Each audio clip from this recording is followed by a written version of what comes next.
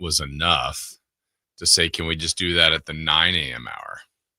And they go, no, you know what? Honestly, it's this new thing we have. It's actually working really well. We think people like being told good morning a couple times, and then we're just gonna flip it to, you know, various sports highlights or whatever. We just want you there like a DJ, just saying good morning. Like ratings, really, you know, the research, like that's really what it is. And like super easy, right? But I just wonder if like a year from now we're like, you know, we could do more. They're like, we don't want you to do more. And then people say, well, what's your job? And you say, I get up every morning and I say good morning. I greet the people. I'm a greeter. You're a greeter. Yeah. I was looking at. How about when people say, hey, are you a DJ? What do you say to that? I know they mean well, so I gently correct them because that's actually something I inherited from Don Geronimo. Because he was very big on that, and he's right. Like no offense to DJs, but a DJ. I was a DJ. I worked in rock radio when I started, and it was, you know, 51 minutes nonstop music. Here's Papa Roach, and I did that, you know, 4 or 5 times an hour. More love in 2 pieces. That's right. Or what's that one song? Pumpkin Roll, not Pumpkin Roll. Broken Home, Broken. Anyway, Broken Wings, Mr. Mister. I used to call it Pumpkin Roll. These broken wings. But that's a DJ, and no offense, but I've done both. That's a lot easier. You're talking for maybe 3 minutes, an hour, and the music is the draw. Here, we're the music, and we're talking for about 45 to 50 minutes an hour. We're the draw. We're the draw. We're Tim McGraw. We're DMX. We're Dan Fogelberg. We're the reason people tune in. What station is that? It's I think it's Mix 96. Yes. Yesterday's favorites, today's hits, and more.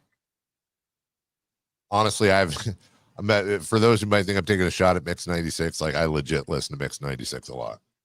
Bangers all the time. Bangors. Hello to everybody in the chat. Hello to a special hello to Greg, who is tuning in from Marine Corps Base, Hawaii. So, wow. First off, thank you. Secondly, thank you for all that you do. And third off, glad you're safe. Glad everyone out there is safe. I know that was really scary earlier in the week. David's also in the chat. Welcome to the future. You're 3 hours behind. You are right. Exactly. It's wow. What is it there? 4 a.m. 3 a.m. Oof. And he feels lonely. Yeah. It's 3 a.m. I must be lonely. Is he 3 doors down? Or is it just 3 a.m.? It's just 3 a.m. He must be lonely. It's a Friday show, so I can do all this now. It's okay. Friday, gotta get down on Friday. Does Matchbox 20 get a bad rap? Do they have a rap? Yeah, I don't know. I think the rap is fine. You think they get a regular rap? Yeah. They're healthier. Matchbox 20 had a really good stretch where they had, you know, a lot of hits, like 3 a.m., as Chris mentioned in others' songs. And then Rob Thomas did that, the lead singer of Matchbox 20 did that, and you're so smooth with Santana. Yeah. It was a good run for him.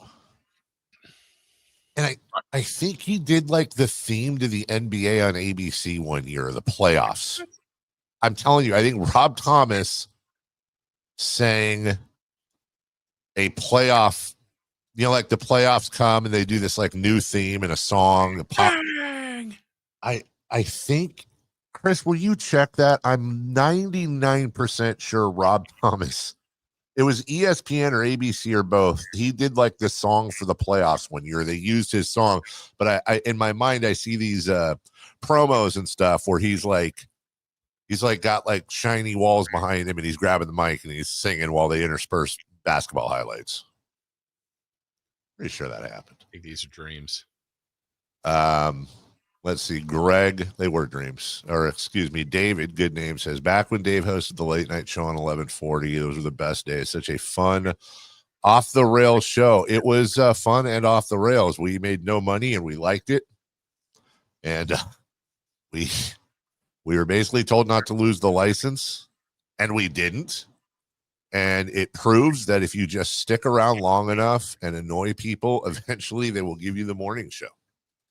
And here we are. What's your story, Jason? You didn't annoy anybody. You're longtime morning host now. Didn't annoy anybody, huh? Are you used to it yet? The mornings? Yeah. No. Think he ever will be? I don't know. I would think I would by now, but like immediately when it's a weekend or vacation, I know you say still like you'll get up at 4 or 6 or something. I'm like, if I can, I'm sleeping. I wish I could. So I tonight, I don't know. This will still be, it's the end of the week. So it's accumulation. I don't think I maybe had one day of nap this week. So like I'll get to tonight, I might be tired, but if I can fight it and get to 12 or 1, and then I don't know, wake up tomorrow around 8:30, 9. Really? You'll be able to sleep till 8:30 or 9? I hope so.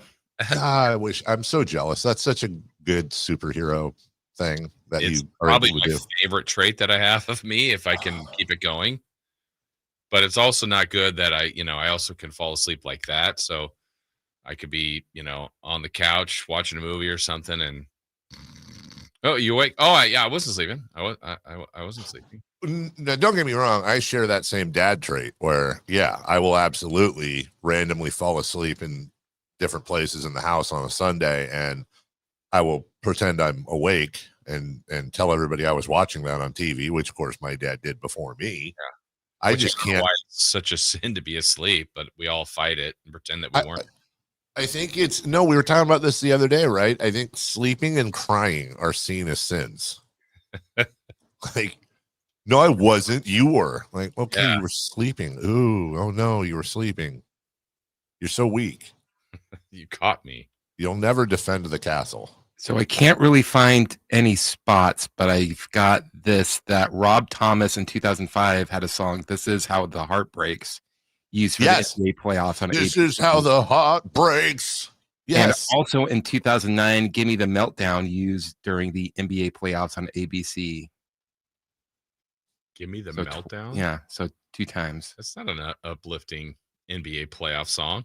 Yeah, it is. It's all, give me the meltdown. Let's go. Sounds like the Knicks against the Pacers last season.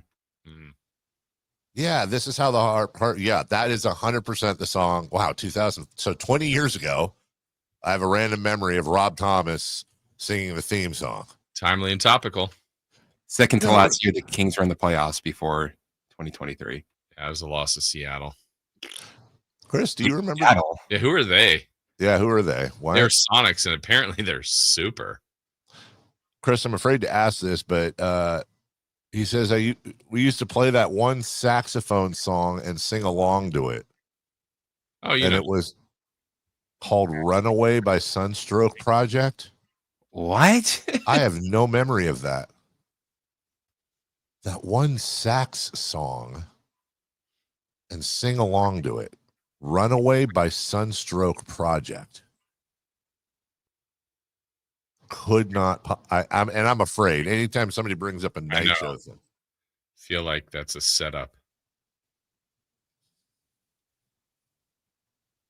So, yeah. No, not Runaway Train by Soul Asylum. Said somebody else, which not a great song. Says it's the saxophone solo. I do know the song. I think you have to go fast forward a little bit to the saxophone solo.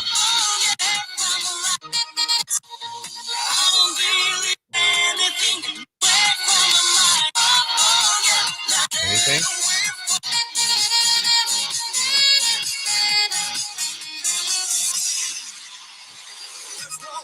Hey, come on. No. God, I have no clue. Greg is defending our country in Hawaii right now, and he writes, Kings literally ruined my life. The 1 year they made the playoffs, I was on deployment, and since then, they sell. I watched Game 7 on a ship. I was getting clowned by my Warrior fan coworkers. Yeah, well. You got to want it, right? I think they ruined a lot of lives. That should be, you have Here We Roar, Here We Rise, all that. That should be, we will ruin Sacramento Kings fans. You got to want it. We will ruin your lives. It could be like, McDonald's when they used to have like the number of people served, like over whatever 43 million served. Like we could just have the track total of lives ruined. It just keeps flipping every year, and then there's new generations of kids that parents purposely bring them into this fold of life ruining. The next generation. And then every year, this is where Raider fan and Kings fan have something in common, where I would say Kings fan usually on the whole is more realistic. Like they admit they suck and know they're going to suck. You don't really see a lot of, come October before the first game, you don't see a lot of like Kings, baby, like Kings, here we go. Like Kings fans are just exactly. There's like, nah, well, here we go again. But I did see like on Sam's they posted Sam's visit with us yesterday. There's always a lot of comments there. And there's a couple of guys like, I just don't understand. I really don't. Like, Kings have more talent they've had in 20 years. Like, this is a playoff team. This is like a 50-win team. Like, what are these guys? What's all doom and gloom?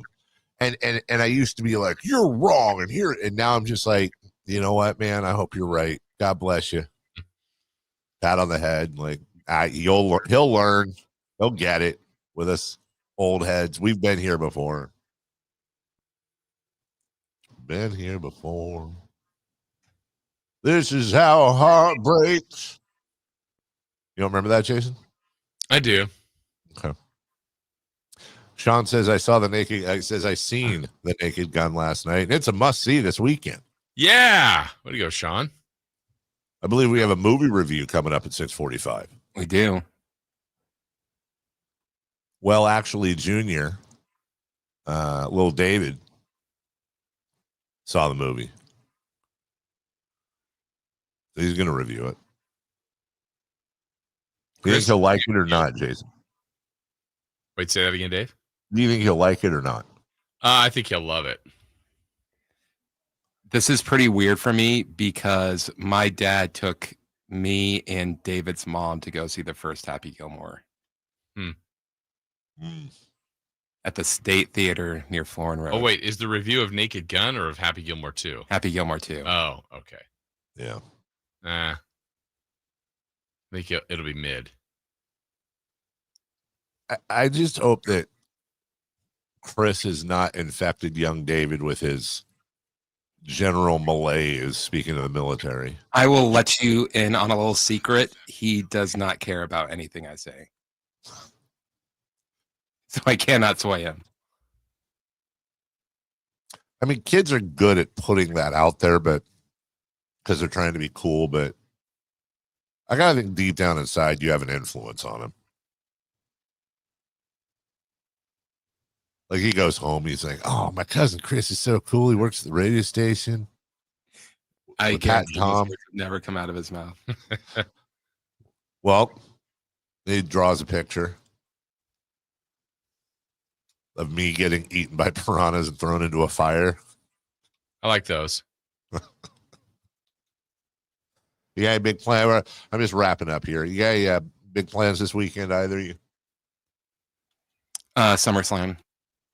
That's about it. Oh, and I'm seeing Naked Gun tonight. Yes, I knew it was happening. And Sunday, right? Maybe. Oh, we don't know about Sunday yet. Friday's a definite. Sunday's a maybe. Jason? Are you flying back, by the way? When are you coming back? Me, I am actually, I'm leaving an hour early so I can catch a red eye. I'm going to be at the season opener tomorrow in England. And then I leave Sunday morning, I fly out of Leeds at 6:20 a.m. I land in San Francisco via Amsterdam with like literally no layover. I get to San Francisco at 11:30 a.m. I will do my best to stay awake the next 2 hours on the drive back. And then I just have to stay awake, dude, till 8 p.m. That's always the goal on Sunday when I do this. Just stay awake till 8. And then inevitably all day, I'm just like, oh my God, the clock is not even moving. I'm so tired. I'm not going to make it. I'm not going to make it. Please, God, get here 8. I can't fall asleep at 4. Oh my God. Shawshank Redemption just came on TNT. That's my kryptonite. I will definitely fall asleep on the couch. I got to turn the channel. And then you know what happens? It's like 7:30 comes, right? And I got the Good Night Olympics going on, man. I just ate whatever welcome home food. It's usually Mexican food that we had that night.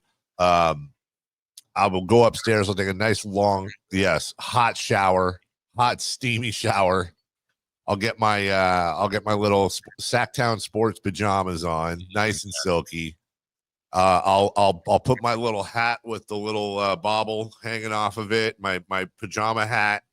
And I'll light the candle on the little tray as I move through the house. I'll get to bed right at 8 o'clock. And then I can't sleep. I can't. I'm rolling around a few times. I can't sleep. Then I break glass when needed and put on Bob Ross. Usually Joy of Painting works. Perfect. Yeah. And then eventually, and then I fall asleep. And we're good to go Monday. So. Oh, there you go. All caught up. Okay. And I'm all caught up over you. We had a Shanice mention this week, by the way. Yes. I was upset that I didn't get that. Remember? Yeah. What do you think Shanice is doing right now? You think Shanice is doing like 93.9, the Bear in Des Moines showcase summer concert, or she moved on? No, she's probably, first off, listening to the show. So hello, Shanice. Good morning, Shanice. Second off, just got done at the Des Moines State Fair performing last night. She's done. Oh, so she's got a day off? Well, today she's the second act.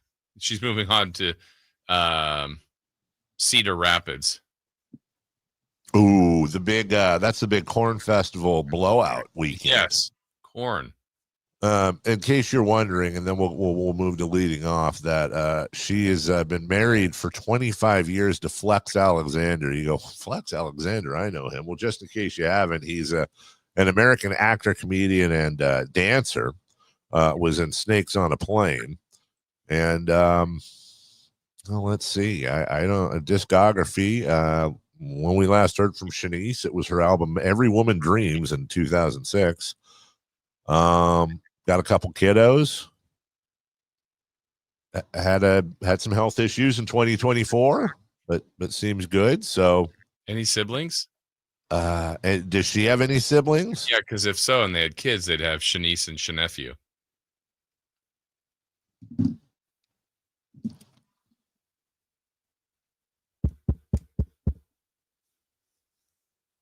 And he's gone.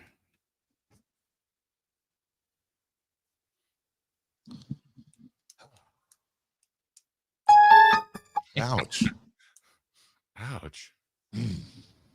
I got nothing, dude. Leading off. Let's do it. Leading off, the 3 top stories in the morning. Huge news. This is very important. Here's cut number 1.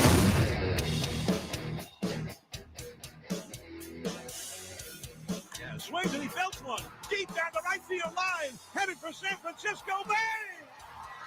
Goodbye. That one is whack. Before you laughed. That one is wet. By I'm the gonna way, drink that water. I should leave this, but of course I can't because it's me. Jason, are we having audio issues? Did you not hear that?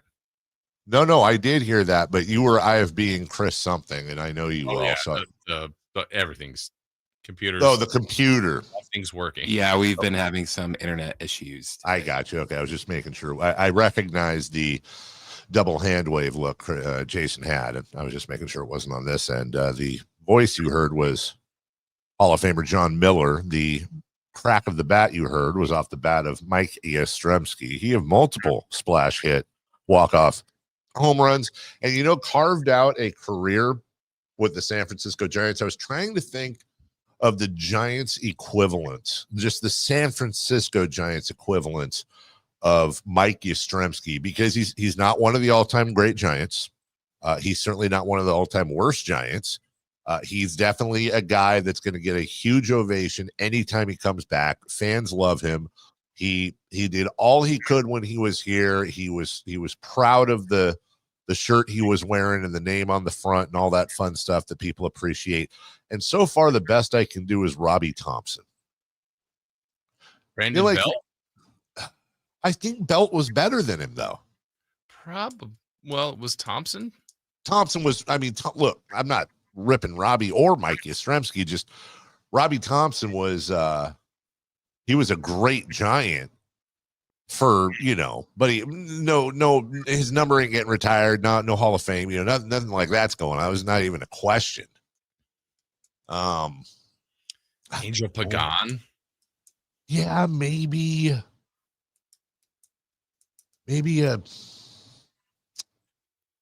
Bob Brenly. Not David a Kevin Mickey. JT Snow. Ooh, well, yeah. JT Snow was badass for a while. I wouldn't put him at Brett Butler. What's as powerful? Somebody said Will Clark. Do you just get right out of here with that? Just get right out of here with that, please. Candy Maldonado, not as powerful. Royce Clayton, Darren Lewis. Well, he'll be missed. Yes. And so will Camilo Duvall. Tyler Rogers is Buster Posey was wheeling and dealing. Jason Ross, a lot of wheeling, a lot of dealing, and I still don't really have an idea what the Giants are trying to do. I don't know if they're pulling back or they're waiting on something. But this is what it is. They didn't do anything that disastrous yesterday, but they also didn't do anything to make me go, oh, well, that's gonna do it. It is what it is. But there was a lot of movement yesterday. Yeah, a ton of trades in baseball yesterday. Yeah, speaking of, cut number 2, please. 2. There's a deal in place that's going to send Ryan O'Hearn and Ramon Laureano, 2 offensive juggernauts this season, from the Baltimore Orioles to the San Diego Padres. They've been looking for a left fielder all season long. That's the void that Laureano is going to fill. And whether it's at DH or first base, Ryan O'Hearn mashes right-handed pitching and has gotten better against left-handed pitching too, an all-star this season. There's going to be a large number of prospects going back to the Orioles who are in full sell mode at this point. And the San Diego Padres, because it is July 31st, gentlemen, are buyers. Man, boy, were they. Jason, I got to find it. I saw a tweet that, the Padres traded 11 of their top 15 prospects or something crazy like that. They're going for it, certainly. And obviously, the A's are maybe going to benefit from that with getting the top 3 overall prospect in the Mason Miller and Sears deal. But, yeah, the Padres were super aggressive yesterday. They really were. I mean, massively aggressive. And now, they got to get out of their own division first, but they kept that bullpen together. And as we kind of talked about yesterday, would they do that? Getting Mason Miller. We'll talk about it in Safer Out next, but really, really good day for the Padres, at least on paper. Your Yankees get Camilo Duvall. Your thoughts real quick. I know we got a break. Love it. Love the bullpen they addressed. They got 3 relievers yesterday. So they went for it in that end to attack that. And that's a lot of what postseason baseball is about. So I hope they get the best of Camilo Duvall. We'll take a break. When we come back, Safer Out, we will, in fact, go over the trade deadline and all the stuff that happened, who won, who lost, if you will, A's, Giants, and so much more. And coming up in 3 for Madness, I had some thoughts on the trade deadline and whether or not it could be adjusted. A lot of stuff coming to you today, including today is the first day of August, the toughest month of the year. But you know what? Just like the Yankees did with their bullpen, we're going to attack it. We're going to attack August like it's the best month. It's Dave, it's Jason, it's Chris. We're right back after this. Doval. On the move? Got somewhere to be? Take Sacramento Kings basketball with you. The Sacktown Sports app will let you stay connected to your passion. Never miss a moment of Sacramento Kings basketball with the Sacktown Sports app. Do Crohn's disease or ulcerative colitis symptoms keep coming back? Tremfya, guselkumab, may help, with rapid remission achieved at 12 weeks and lasting clinical remission at 1 year. Some even saw visible improvement of their intestinal lining at 12 weeks and 1 year. Tremfya is a prescription medicine used to treat adults with moderately to severely active Crohn's disease and adults with moderately to severely active ulcerative colitis. Serious allergic reactions and increased risk of infections and liver problems may occur. Before treatment, your doctor should check you for infections and tuberculosis. Tell your doctor if you have an infection, flu-like symptoms, or if you need a vaccine. Healing is possible with Tremfya. Approximately 3 out of 10 patients were in endoscopic remission at 1 year, based on areas visualized on colonoscopy, which may not represent the deeper bowel layer or entire GI tract. Individual results may vary. Ask your doctor about Tremfya today. Call 1-800-526-7736 to learn more or visit tremfyaradio.com.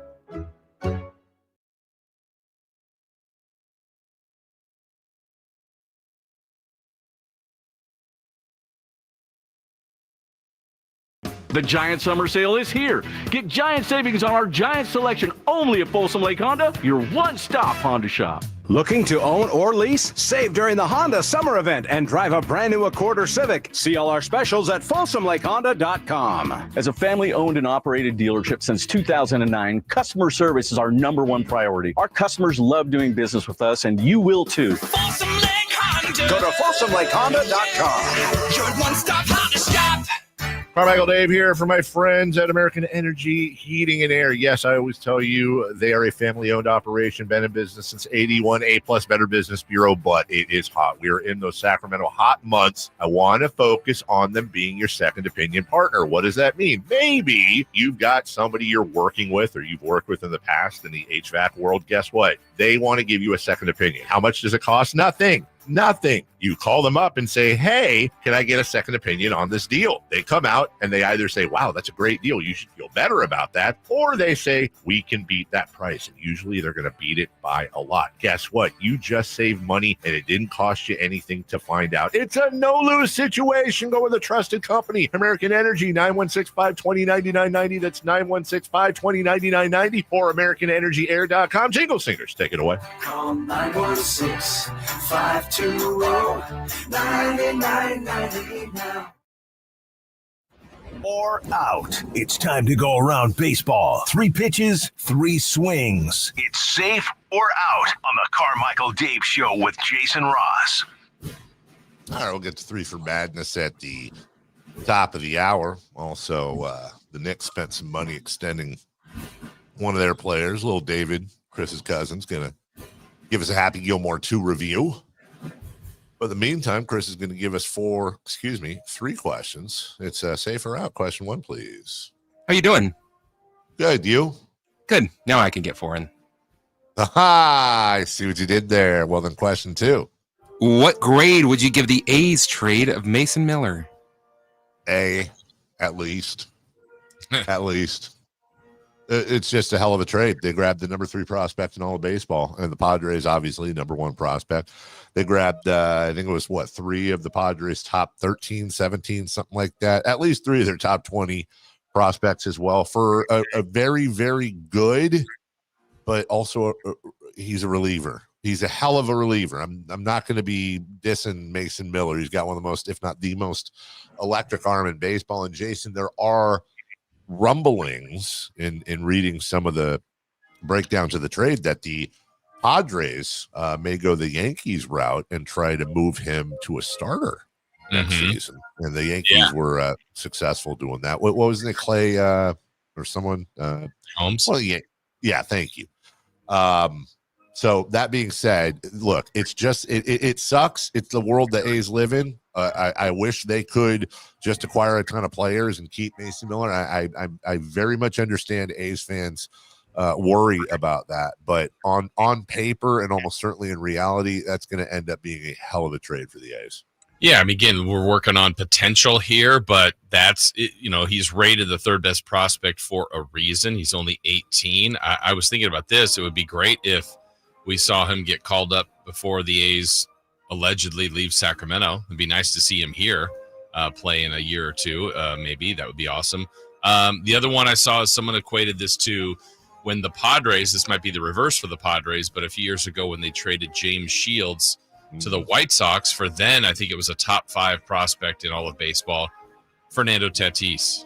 And that's worked out quite well for the Padres. So, let's hope that's something like the A's got there. You obviously have to give up something. They'll miss Mason Miller. They'll miss Sears. But, what the young prospect Leo DeVries could possibly become, that to me makes it exciting. So if he lives up to that potential, yeah, it's certainly an A. Oh, what did you say that just oh yeah, I was going to ask you. Oh, wow, breaking basketball news. Johnny Juzang has signed with the Minnesota Timberwolves. The former UCLA Bruin also played for Kentucky, but we forget about that. Jason, your thoughts? The Jazz will miss him. Yeah. Former Bruin, great. Yeah. So you mentioned DeVries and how you hope that he gets called up before the A's move, right? Yeah. He's only 18 years old right now. I think he's an A or A plus, single A. Why wouldn't they call him up this September? Hear me out. You have to expand the rosters. They're not making the postseason. Like, why not call him up and just give him a taste of the big leagues? Let him get out there against live pitching. Yeah, he's probably going to get way overpowered. Maybe put him in as a defensive replacement a couple times. Just let him get a sniff. And oh, by the way, maybe he acquits himself quite well. Fine, great. But I never understood that. I do get it if it's a team that's contending or trying to make the wild card or this or that. You're a team like the A's, and it's all about the future. I know you don't want to crush the guy's confidence or anything. You got to be careful there, but let him be around the adults for a while. Let him fly on the planes and get a taste and get something to see where he's at, see where he's got to go, and motivate him to work that much harder. Yeah, I mean, I guess the counter would be kind of what you said in there. It was like, I mean, I don't know. He gets called up and he has an 0 for 26 and 18 strikeouts. I mean, I don't know if it kills all the confidence, but that would be the pushback. But yeah, why not? Why not? Give the fans something to see. What if he homers in his first 10 at bats? Then be a record. Kurtz. They get the top 3 finishers for AL Rookie of the Year between Kurtz, Jacob Wilson, and him. Forget about it. Yeah. Future's bright. Got to wear shades. Exactly. At night. Question 3. What did the moves the Giants made yesterday tell you, if anything? Yeah, I don't know. I said that in the last segment. I really don't know. I look, it told me, I think Buster was making a couple moves in the margins there. And I don't hate the moves they made. I don't know. It's one of those things where it's like, okay, well, it's like when you eat dinner and there's like carrots. Okay, I'll eat them. I don't hate carrots. I don't love them. I'm not talking about like gussied up carrots or anything. I'm just talking about carrots with salt and pepper. Yeah, I'll eat it. It doesn't excite me, but it doesn't make me want to throw up. That's kind of how I feel about what Buster did. It does tell me that they're not going all in. I think it's one of those like, well, here's the team, guys. You guys figure it out. We've really got our eyes on the future, but let's see what you do the rest of the year. Yeah, it tells me that he's not really messing around. I mean, there's 3 of those guys in Rogers and Doval and Yaz that he played with. So yeah. I'm sure he's got relationships. He knows he's doing the business part of this thing and trying to make the team, in his mind, the best they possibly can as soon as possible. Good at business. He's going for it in whatever way that means. Like we said, I don't know in the entirety of the immediacy of these deals, but he's not closing the door on this team being competitive for the next couple of years. So he's aggressive, and I appreciate that when GMs are that way. So good on you, Buster. What if it turns out he hated him? Like he's just trading everyone he played with that he didn't like. And now the true Hollywood story comes out. Mm-hmm. Now the foot's on the other shoe now, pal. Yeah, deal with it. How you like that? Number 3, please. Who won the Major League Baseball trade deadline? I don't know, Chris. Jeez, like Murph. Figured, yes.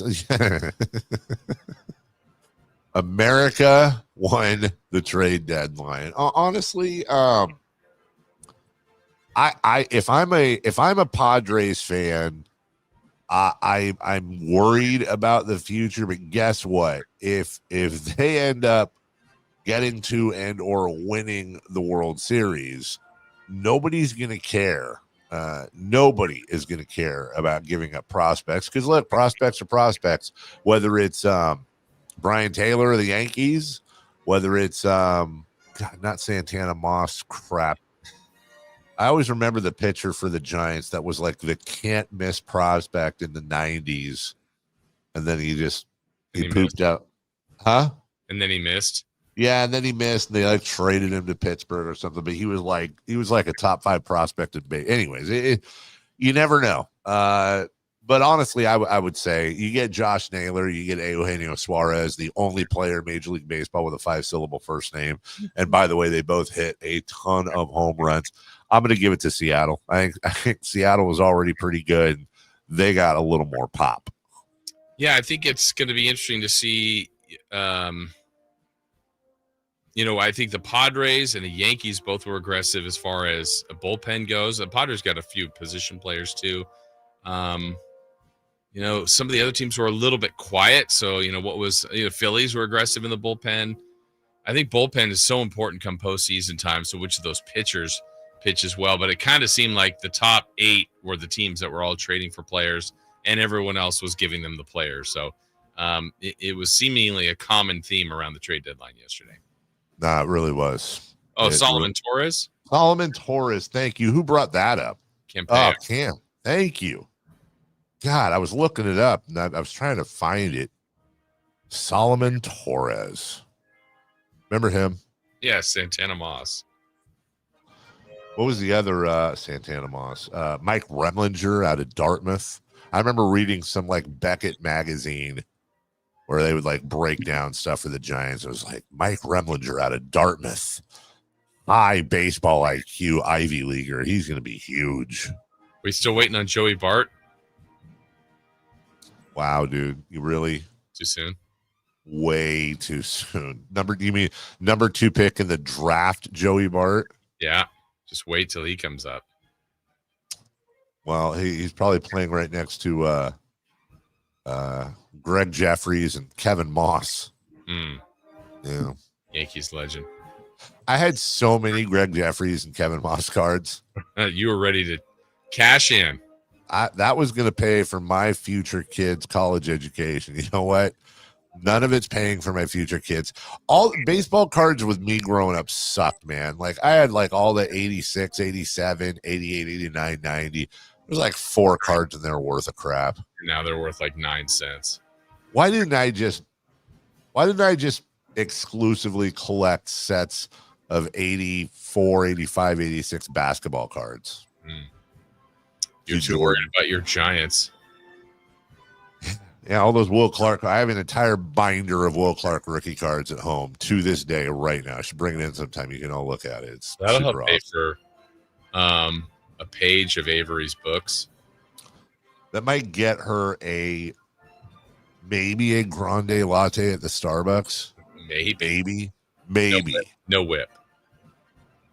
Oh, as we break, I'm always finding out because there's a lot of English people that work in these offices in New York, and I'm always finding out new English things. Do you know what they call whipped cream like over Boston, like Vermont, New Hampshire area, new English things? No, other names that they have for things. Like they call lunch dinner, they call dinner tea. They love mushy peas. We talked about that. This one got me. You know what they call whipped cream? Butter. Top cream. Squirty cream. Look it up. Gross. Squirty cream. Yo, I just looked it up, and I don't think that's what it means over here. Yeah, I know. Different picture. I'm aware of that. I'm saying that they're talking about the kind that comes in the can that you put in your, when you put in your mouth. Oh, squirty cream. Squirty cream. That's what they call it. Oi, can I get some squirty cream on my ice cream? Are you sure they're just not pranking you? Dude, I'm telling you. Well, okay. Now you're in my head. But no, because I had different people that I went around. I was like, seriously? Yeah, look. I look up squirty cream. What comes up? Bunch of freaking whipped cream cans. It's not what I saw. We'll take a break. When we come back, Miles Bridges is picking up the check. Charlie Woods, he's getting older. And speaking of young athletes, how about a 12-year-old Chinese swimmer? All that along with it's a kids segment. Apparently, we got Charlie Woods, a 12-year-old swimmer, and then how old's little David? He's 11. Oh, and 11, and then he'll finish it off. And the youngest of all of them, an 11-year-old's review of Happy Gilmore 2. All coming up right after this. The only place you'll find Malik Monk is Sacktown Sports. Oh my, what an athletic move that time by Malik Monk. Hey Sacramento, it's Malik Monk, and you're listening to the home of the Sacramento Kings, Sacktown Sports. Your local sports leader. ZipRecruiter is the place. ZipRecruiter is the place for talented teachers, savvy software developers, and master mixologists. ZipRecruiter is the place where you meet all these people and more. That's because ZipRecruiter is the place for job seekers who are looking for new opportunities. In fact, ZipRecruiter helps 10 million people with their job search every day, so you can find the right candidates right away. Try ZipRecruiter for free at ZipRecruiter.com/free. That's ZipRecruiter.com/free. With Progressive's Name Your Price tool, you get coverage options based on how much you want to pay for car insurance. And then you decide how to spend the rest of your money because you're in charge. Today, you're going to pay down your credit card bill. But you decide when you'll pay it. Before the due date, so those interest charges don't get you. But you decide if you pay it in full. But you definitely should, because again, interest charges. With Progressive's Name Your Price tool, we'll help you find coverage at a fair price. And then you're in charge. Progressive Casualty Insurance Company and affiliates. Not available in all states. Price and coverage match limited by state law. Golf to Go is brought to you by the Hagen Oaks Golf Super Shop. Here's Frank LaRosa. Golf.com's Josh Sens offers 5 common golf course maintenance mistakes and tips to correct them. You've hit the green, and to fix your divot, you jam your tool underneath the ball mark and lift the soil. But the right way is to circle the edges of the mark with your tool, gently pulling the turf toward the center. Second, when fixing divots in the fairway, fill it with sand until it's level with surrounding turf, and gently smooth it with your foot. Third, when the course imposes the 90-degree rule, it means to stay on the cart path until you can turn at a right angle to your ball, minimizing wear and tear on the turf. 4, when you're driving on the course, proceed at a modest pace and avoid staked and roped off areas. Avoid sharp turns, wet turf, bunker edges, tees, and greens. The superintendent will applaud you. 5, in a bunker, rake the sand smoothly and exit as you entered from the low side. Tap the sand from your shoes and leave it as if you weren't there. And now that you know, make sure your foursome knows as well. That's your Golf to Go. I'm Frank LaRosa. Get ready for a night out with Jordan Davis. It's Country in the Park 2, Saturday, September 13th at Cal Expo. Along with special guests Mitchell Tenpenny, Locash, Vincent Mason, and Avery-Anna. Make it a family day out with food trucks, games, dancing, and more. Saturday, September 13th at Cal Expo. Sponsored by the California Army National Guard and Hop Valley Brewing. Tickets at CITPfest.com.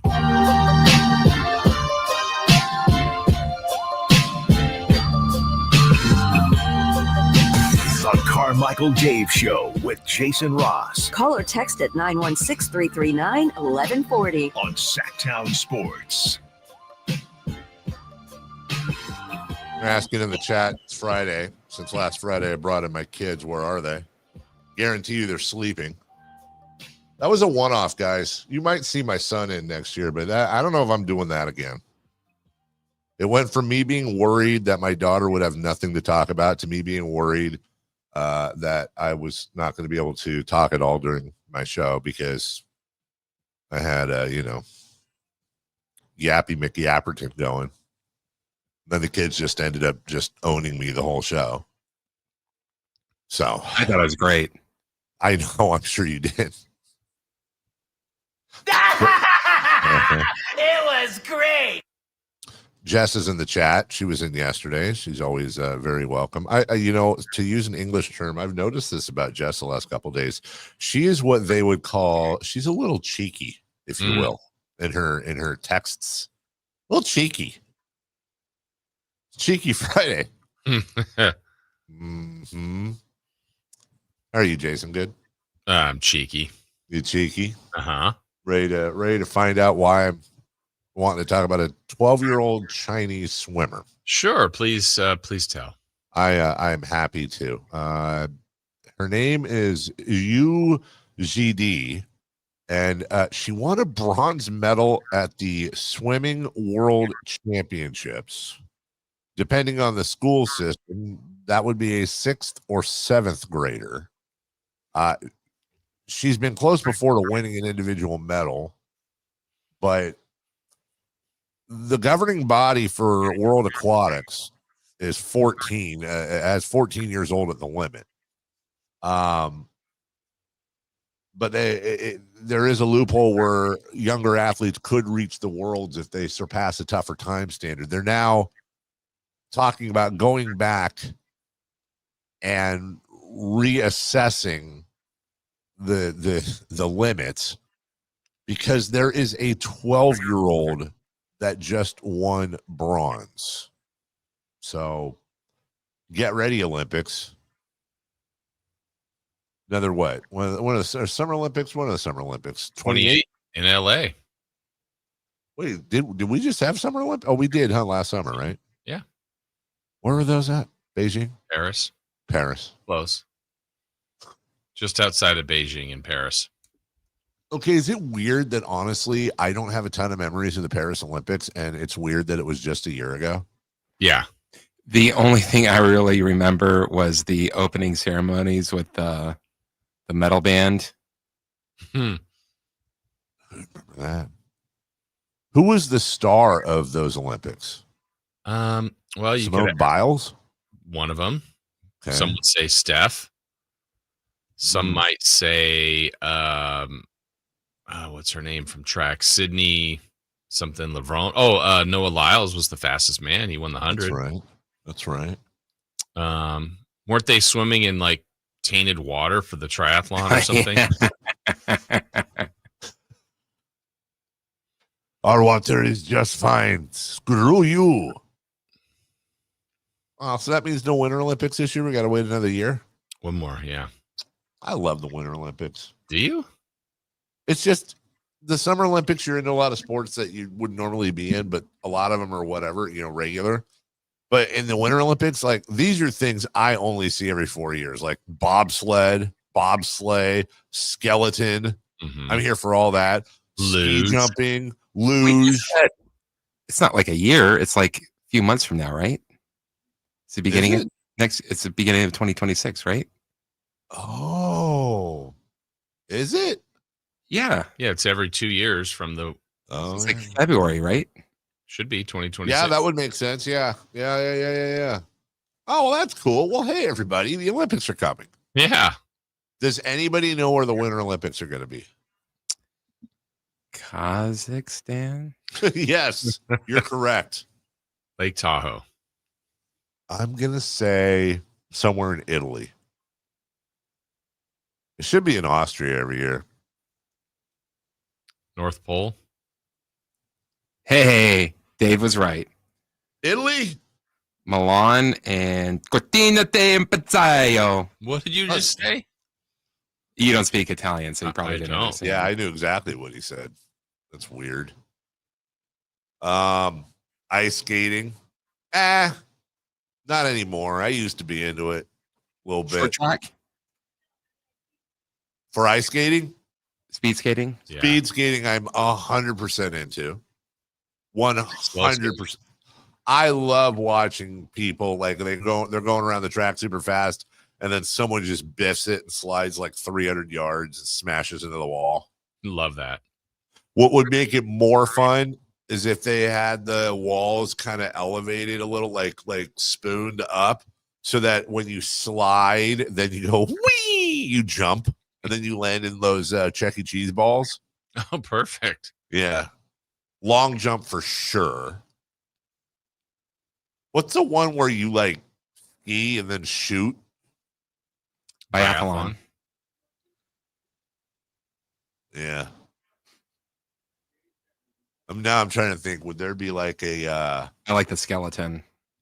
Yeah, no, that's the one that looks like, hey, most of these people are going to die, but they're striving for a gold medal. Like, you're going down basically a skateboard face first at like 300 miles an hour, and totally not dangerous. What about curling? I love curling. Think about that as a skeleton Olympian and a curler Olympian can get the same medal. A Scalympian? A Scalympian. Scurlin. Okay, so you know how they have like the decathlon, right? Why don't they have like a decathlon of winter? Like, how great would it be to see who's the overall best at, like, you do a ski jump, then you do a curl, then you do skeleton, then you do the biathlon. Why not combine so see who is the king or queen of Winter Olympics? Combo events. I like that. Oh, we're going to get winter hockey. Okay. Olympic hockey. That's when I'm really into hockey. America. It's going to be extra meaningful now because Canada and America don't like each other, I guess. They'll be fight. Yeah. Okay. All right. Well, that was a good Olympic segment brought to you by Tiger Woods' son, Charlie. If you want to feel a little bit old, he is in a strong position to earn a spot on the U.S. Junior Ryder Cup team. He is now 16, and he is tied for second after shooting a 5 under 66 at the Burke Boilermaker Golf Complex in Indiana. He is 12 under for the week, Jason Ross. Second place won't cut it, Charlie. Let's get to first. You know what they're going to say to him, though, if he doesn't make it? Sorry. You deserved that from earlier. That was good. Thanks a lot. And finally, Miles. We forgot. Oh man. Okay, we're gonna get to. I know we got a break. Sorry, I don't want to step on or shorten Little David's Happy Gilmore 2 review. So we're gonna throw that in with 3 for Madness at the tail end because it's kind of a week 3 for Madness, anyways. With the football in there. I worked hard on that. On 3 for Madness. Yeah. Well, we can all try harder. There's always Monday. We'll take a break. We'll come back with all that. Plus, Little David's review of Happy Gilmore 2. And I have some questions for you about adjusting the way baseball does their trade deadline. We'll do all this right after this. On the move? Got somewhere to be? Take Sacramento Kings basketball with you. The Sacktown Sports app will let you stay connected to your passion. Never miss a moment of Sacramento Kings basketball with the Sacktown Sports app. This is the story of the one. As a safety manager at a manufacturing plant, he does everything he can to keep his coworkers safe. From finding ways to reduce risks to keeping safety supplies in stock. And for that, he relies on Grainger. Grainger offers a broad range of quality products and next-day delivery, so he can always play it safe. Call 1-800-GRAINGER, click Grainger.com, or just stop by. Grainger, for the ones who get it done. Coverage varies by plan. View contracts and exclusions at endurancewarranty.com. If you're driving a car or truck with an expired warranty and suddenly lost your transmission or needed a full engine repair, would a $4,000 repair bill leave you stranded? I'm Danica Patrick. Don't get caught off guard with a vehicle breakdown. Choose the company I trust, Endurance. No matter the mileage, if your vehicle is less than 20 years old, Endurance offers auto protection plans for any budget. Protection on the drivetrain, electrical, transmission, AC, and more. Plus 24/7 roadside assistance and rental car reimbursement on any plan. Endurance handles everything from making the claim to paying the certified mechanic of your choice. Act now and get 1 full year of elite benefits. A $2,000 value free. Call for your fast free quote today. Call 800-292-4382. That's 800-292-4382.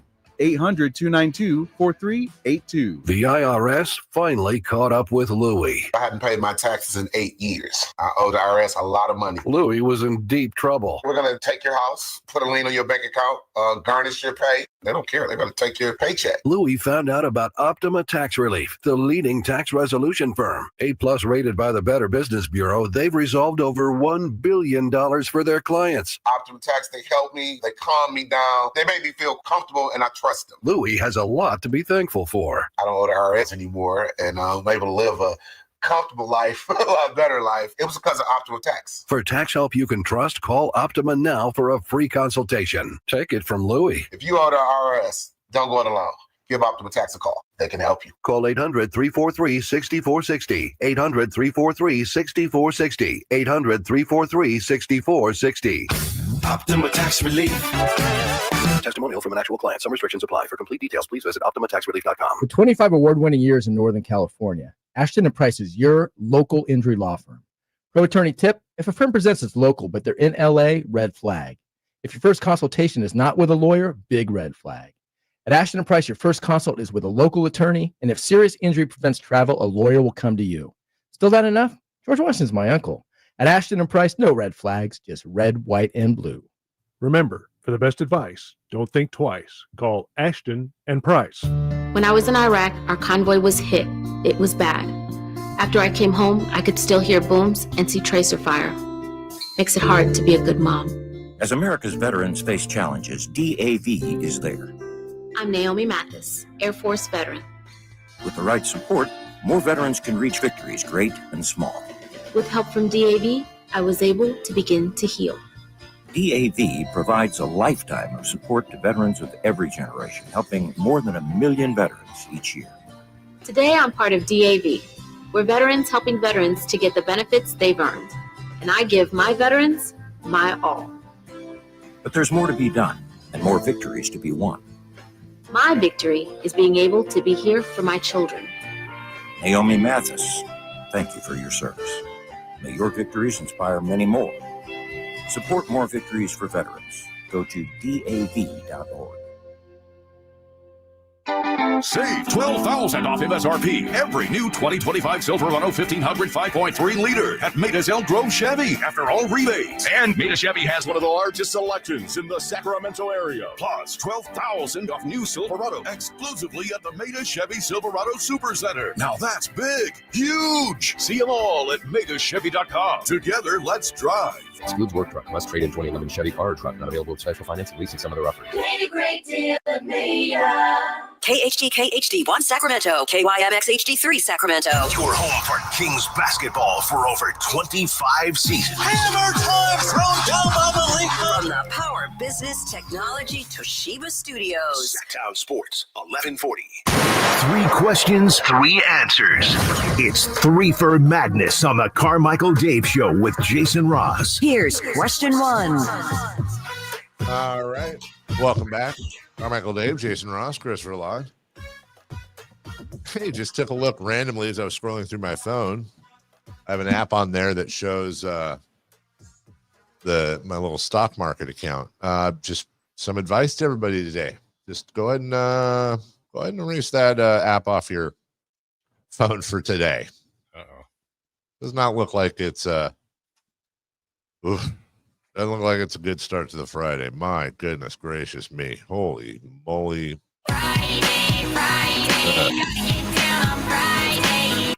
All right, just in time for my kid to go to college. Thanks a lot. River Madness. Question 1. Should Major League Baseball adopt a loan policy like they do in international soccer?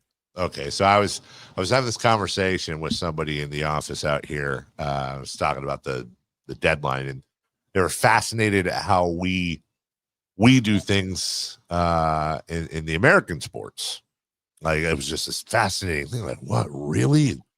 The concept of trades and all this stuff. And it is interesting because what happens is they have basically transfer windows, transfer portals, if you will, where you have the off season, and then there's a section. It's generally in January where you have about a month to do different things, but it's not a trade.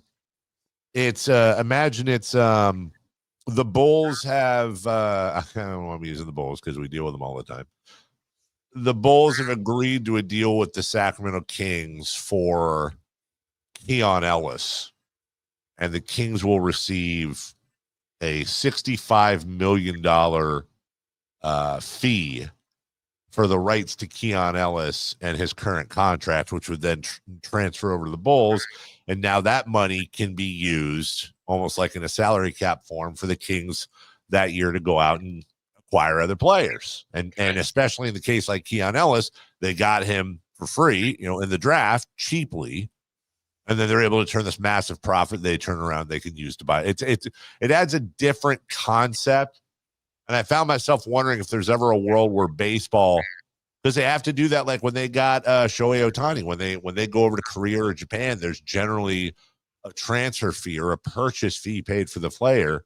If that's something baseball could ever adopt. So do you do it on? Does it take place in trades at all, or no? It's only on players you're like. No, there's no real trades, so it's not like. This soccer team acquired this player in exchange for, these prospects. It's not how they do it. You just basically are buying the players. You're basically, and then the loan process is you're basically saying, hey, if you pay for part of his salary, you can play him on your team. Yeah, that's a whole different thing here in a second. But yeah, I don't know, man. Oh, I see. I'm actually switching everything up, Chris. Did you? Oh, I apologize. Well, then I guess I'm combining questions 1 and 2.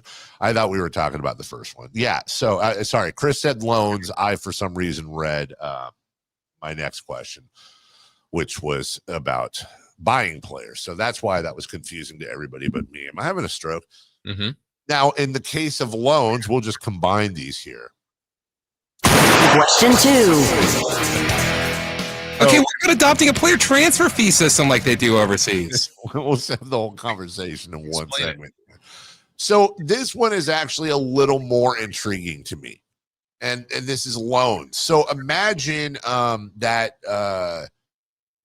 the A's have a guy at AAA, and he's just blocked. He's a really good prospect, but he's blocked. He's good enough to make the majors, but he's blocked because there's first base in any position he can play. You've already got like really good players there. So the A's turn around and they loan, Jason Ross, the future star first baseman, to the Kansas City Royals. And really the Royals get the player. The agreement is that they'll play the player. But they also have to pay that player's salary that year, which is really not a huge deal. It's minor league. Point being, that player gets a chance to actually have some experience at the major league level. And then you can, of course, you retain the rights. You can recall that player to your roster at season's end, and they now have a year of major league service. I mean, you can make an argument you could do that with basketball too, but not really, because their rookies automatically, go in. I just wonder, loaning players is really intriguing to me, especially in a sport like baseball where you have such a giant minor league system that rivals the academies over in England. I don't know if this answer is just because of, hey, that's the way it's done. That's the way I like. I don't know. I'm just a fan of trades. I think that's, the risk of what are you willing to give up for the prospect.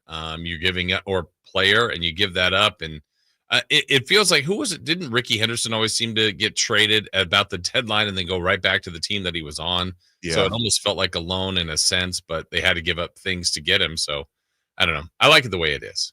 I don't want to change it.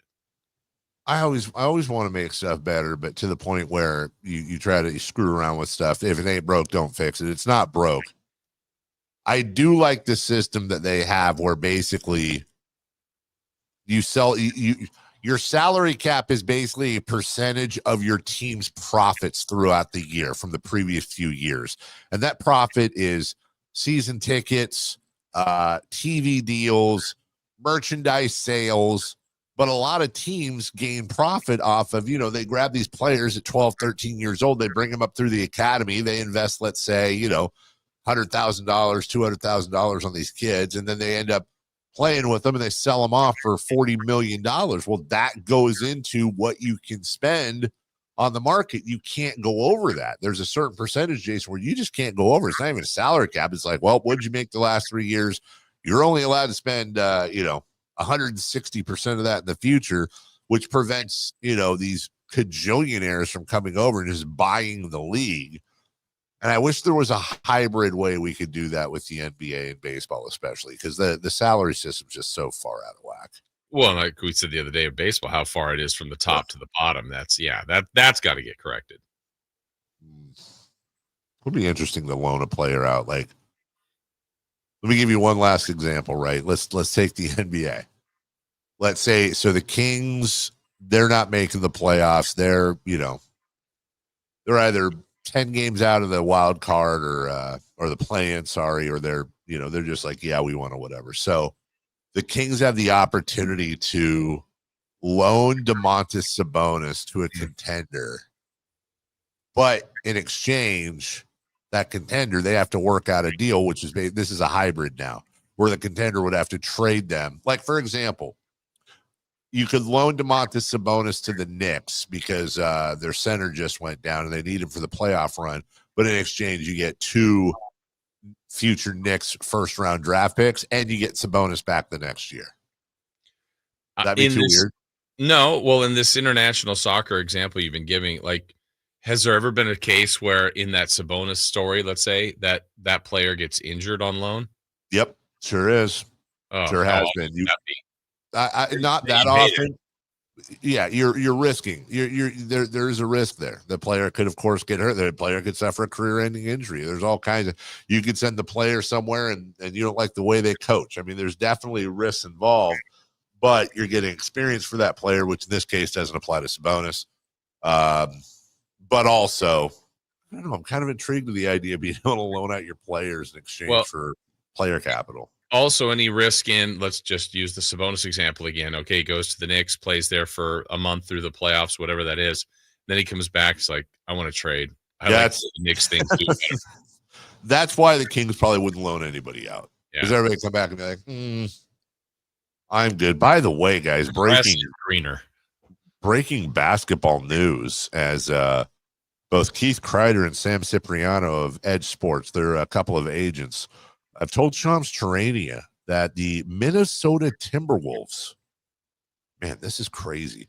The Minnesota Timberwolves are signing forward Enrique Freeman on a 2-way contract.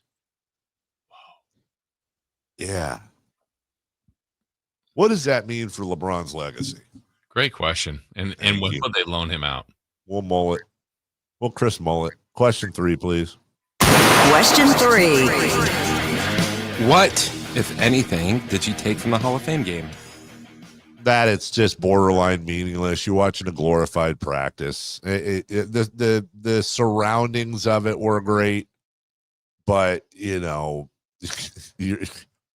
watching it and it's like Kyle Allen, Trey Lance, Florida. I was surprised because I didn't really research what was going on in the game that DJ Ugalele got in there. You're wondering why I care, because that was I'm actually surprised DJ's in the NFL because he was not great for Florida State at all. But yeah, Kimani Vidal had 2 touchdowns on the ground, Jason, and Craig Reynolds had 1 for the Lions. Trey Lance 13-20 with 2 touchdowns, and Keandre Lambert-Smith had 2 catches and a touchdown. Like, none of this helps me for this season in knowing anything whatsoever. Wow, I watched a different game. I got the Chargers winning the whole thing, led by QB Trey Lance. So that's how I took it. I think my favorite discourse was like there legitimately were questions around social media, and there were some media members actually, media members, fringe media members, if you will, that were like, ugh.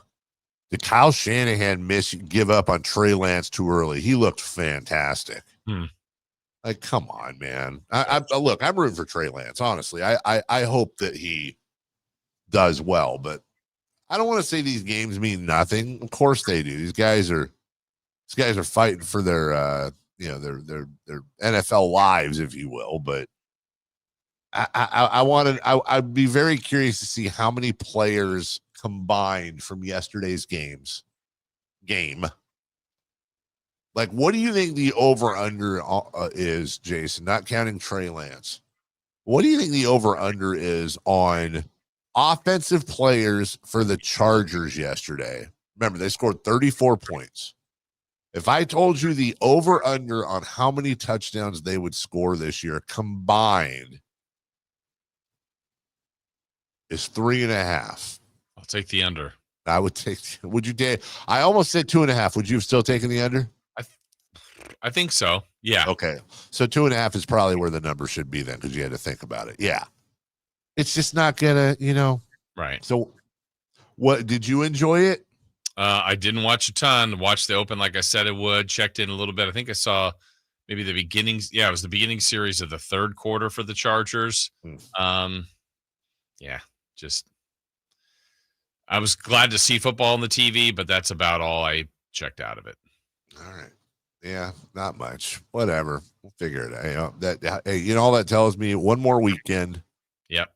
And then we got preseason, and then we can bitch about how preseason's boring too. But then we got NFL opening day. Yes, we're almost there. Chris, your cousin David, who has been in on the program, this is a kid-friendly program. We have hosted kids in the past to come in and hang out, and your cousin, all of 11 years old, saw Happy Gilmore too. Jason, myself, you have all reviewed it. I'm curious as to what little David's thoughts were. All right, David, what'd you think? What'd you think, David? I mean, it was good, but it's not as funny as the last one. That's the first Happy Gilmore. Wait, am I talking about the first one or the second? The second one. What do you think of the second one? It wasn't that funny. That's not what you said to me this morning, though. That is what I told you. You said it was good. Yeah, it was good, but it wasn't as funny as the last one. So mid. Yeah. If you had to rank it from 1 to 10, what would you rank it? 7.5. Oh, see, that's pretty good. Wait a minute. Hold on a second. Is little David in studio? Yeah. Okay, this whole time I thought you were playing a recording off your phone. Why would you think that? Because you haven't said that he's in studio all morning. And then I thought you just threw it to a recording like you interviewed him last night. And then when Jason said mid, and then you kept talking, I was like, wow, that's pretty good timing by Jason. And then as it kept going, I was like, wait a minute, hold on. Is this kid in studio? Oh, so we can do a live interaction with him? Yeah, I thought that's what. Sorry, I should have let you know that he was in studio. No, That's why I'm so script. I was wondering, man, Dave's pretty quiet about this. Yeah. I was listening to your interview. I thought he'd be more adversarial. I was listening to your pre-recorded conversation. So hold on. He thought, can you hear me? Yeah. Okay. Hey, buddy, how are you? Good. It's part You of draw any pictures of me dying yet this morning? No. Okay. Tom's not here anymore, so he doesn't get that request anymore. Well, he's still probably going to try to impress Cody and Pat. So Yeah. yeah. At least he's Trying my honest. best. So you think it was good, but it just wasn't as funny as the first one. Yeah, the first one was way more funnier. Do you have a favorite? Like, if I were to say to you, wow, what do you think the funniest or one of your favorite parts of the second one was? What would you think?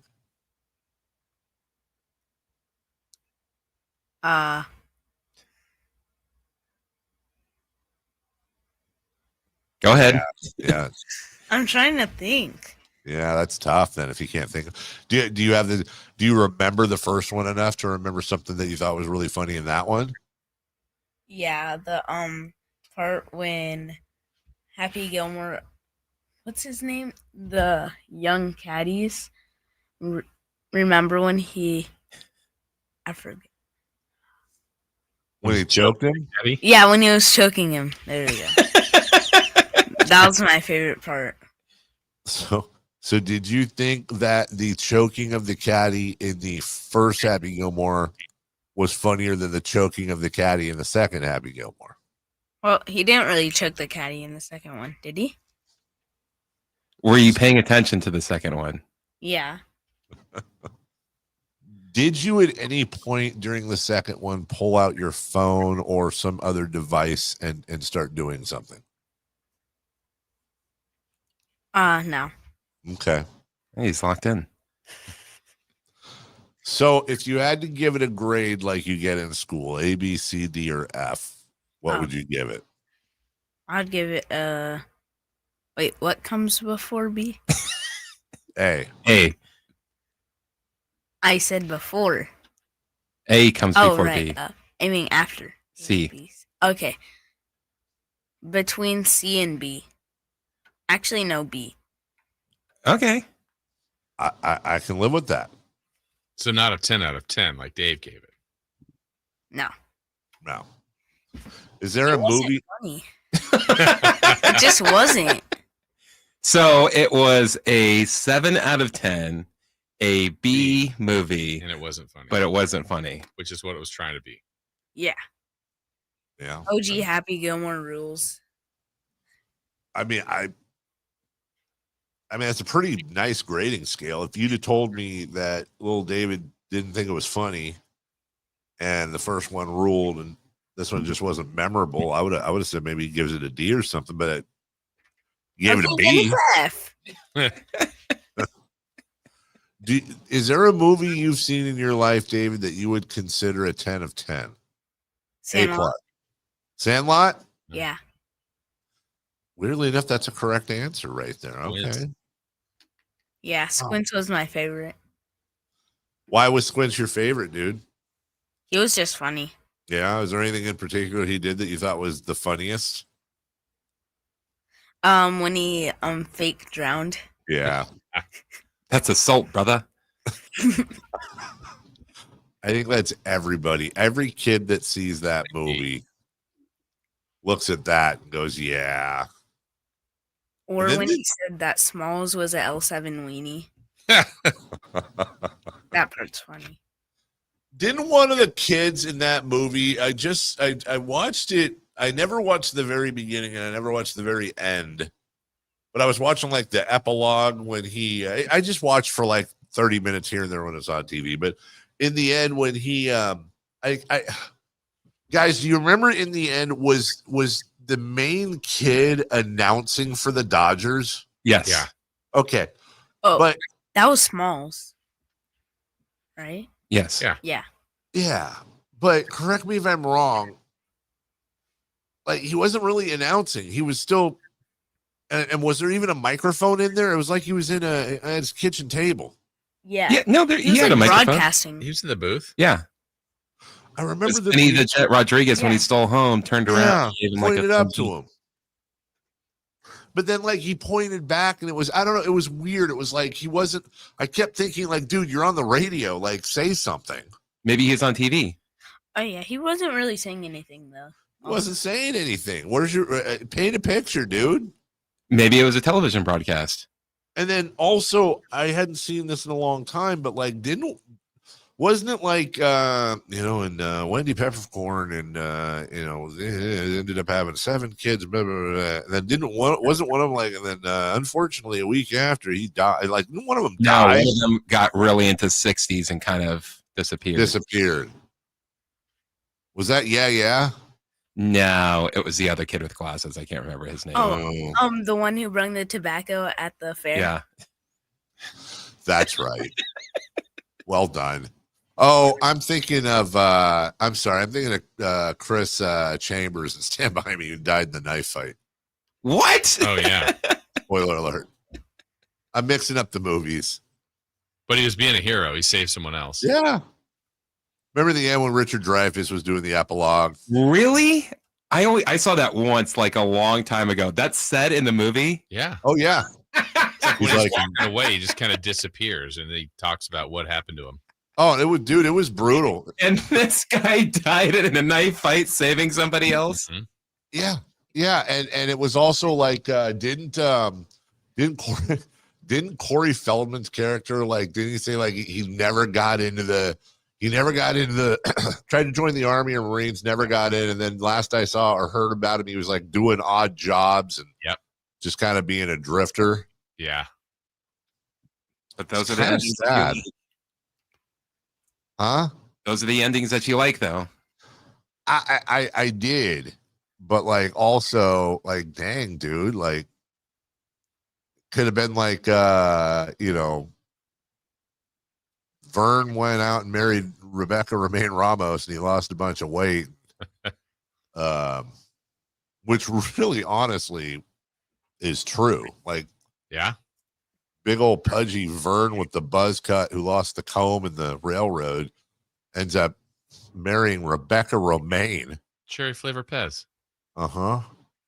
Yeah, during the break, Chris, you should play the I actually just checked on YouTube. It's actually, if you look up Stand By Me ending, it's like 3.5 minutes. And yeah, real pick me up. It's a real pick me up, dude. Was Richard Dreyfuss going out to play in the end with his kids or his grandkids in that movie? The kids, because they've been waiting all day for the guy. He's to go to the pool. Yeah. They want to go to the pool. Yeah, I was like, and then years later, I heard Chris Chambers, ever the peacemaker, was trying to break up a fight in a McDonald's and got stabbed to death 17 times or something. Like that. And then the last time, do you ever have any friends better than the friends you had at 12 years old or something like that? Yeah, it wasn't the last time. It was like, Jesus, do we ever or something like that? Yeah. On his Commodore 64 or whatever he was typing. His TRS-80. I got to go back and watch that movie with the kids. From the 209, Benny the Jet as a kid and the adult Benny are brothers in real life. Oh, really? Because he had a full stash. I believe Benny the Jet became a firefighter. Really? Really? Well, good on him. He set off some fireworks at Dodger Stadium. You know what? I'll say this. Benny the Jet Rodriguez, my favorite Dodger. Second? Well, Jackie Robinson. Do you remember what Benny the Jet's full name was? Oh, I do. Benjamin Franklin Rodriguez. Yes. Yeah. Thank you. It's well done. We'll take a break. Didn't the fat freckled catcher kid show up recently too in something? He does that NFL football music dance. That's right. That's right. Take a break. We got to reset here, guys. When we return, we're going to go over the world. There's some football going on here. Terry McLaurin is not a scary Terry McLaurin to a bunch of Commanders fans right now. The Niner receiving core. We'll go around the league a little bit, also some Raiders stuff, and we'll kind of reassess the energy of the show right now. We'll get back into whatever. By the way, what's going on with these breaks? I know. Let's. They need some girth. I gotta use facilities, man, and they're downstairs. Be quick. Yeah, but dude, I gotta go. Like, I'll try. I'll make it happen, but I'm just saying it's never fun. You can't. You have to. It takes as long as it takes. Otherwise, it pinches. Speaking of, you're pinching pennies. Let American Energy Heating and Air be your second opinion partner. Even if you're not pinching pennies, so what? Let them show you that they can save you quite a bit of money, quite a few Benjamin Franklins, if you will. There's a callback. By being that second opinion partner, listen, if you're working with an HVAC company or you're about to work with an HVAC company, first, you should just call American Energy. Just call them. But if you already are, if you already got a bid in, guess what? American Energy will come out to your house. They will give you an estimate on the same exact job, and I'll bet you they beat the price. They're willing to put their money where their advertising is. Why would you not want to deal with a company see if the other companies are willing to do that? Seriously. See if they're willing to See if they're willing to come out. And by the way, don't even tell them how much that HVAC company is set to charge you. Let them come in and save you some money. You're talking about a company that's been around since 1981, A+ Better Business Bureau. What more do you need? Except the phone number, 916-520-9990. It's 916-520-9990, AmericanEnergyAir.com. American Energy, making the uncomfortable comfortable. We'll talk some football next. The Sacktown Sports 1140 newsletter, right to your email. Get your latest on the Sacramento Kings, UC Davis, and Sac State with the Sacktown Sports 1140 newsletter. Visit sacktownsports.com to join. Do Crohn's disease or ulcerative colitis symptoms keep coming back? Tremfya, guselkumab, may help, with rapid remission achieved at 12 weeks and lasting clinical remission at 1 year. Some even saw visible improvement of their intestinal lining at 12 weeks and 1 year.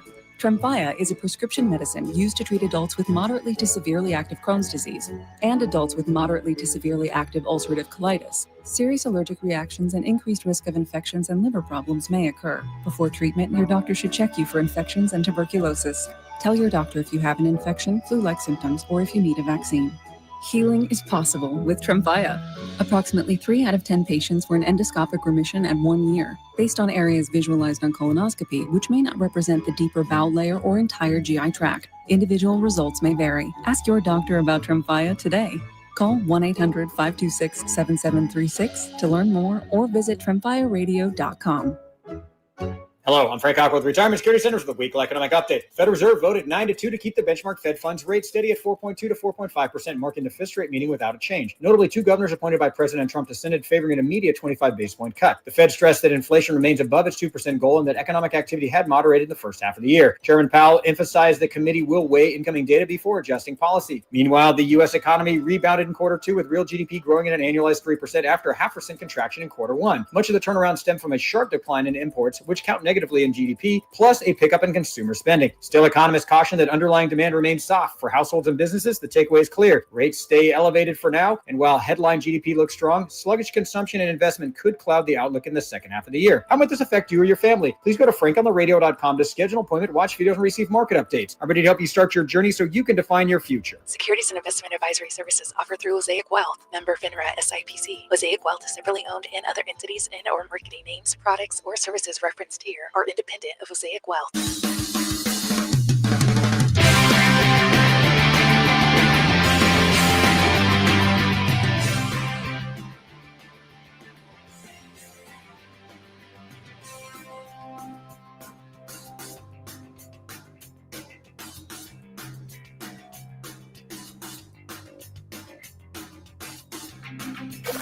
Waking you up with the best in local sports. They just make it interesting, you know? It's the Carmichael Dave Show with Jason Ross on Sacktown Sports.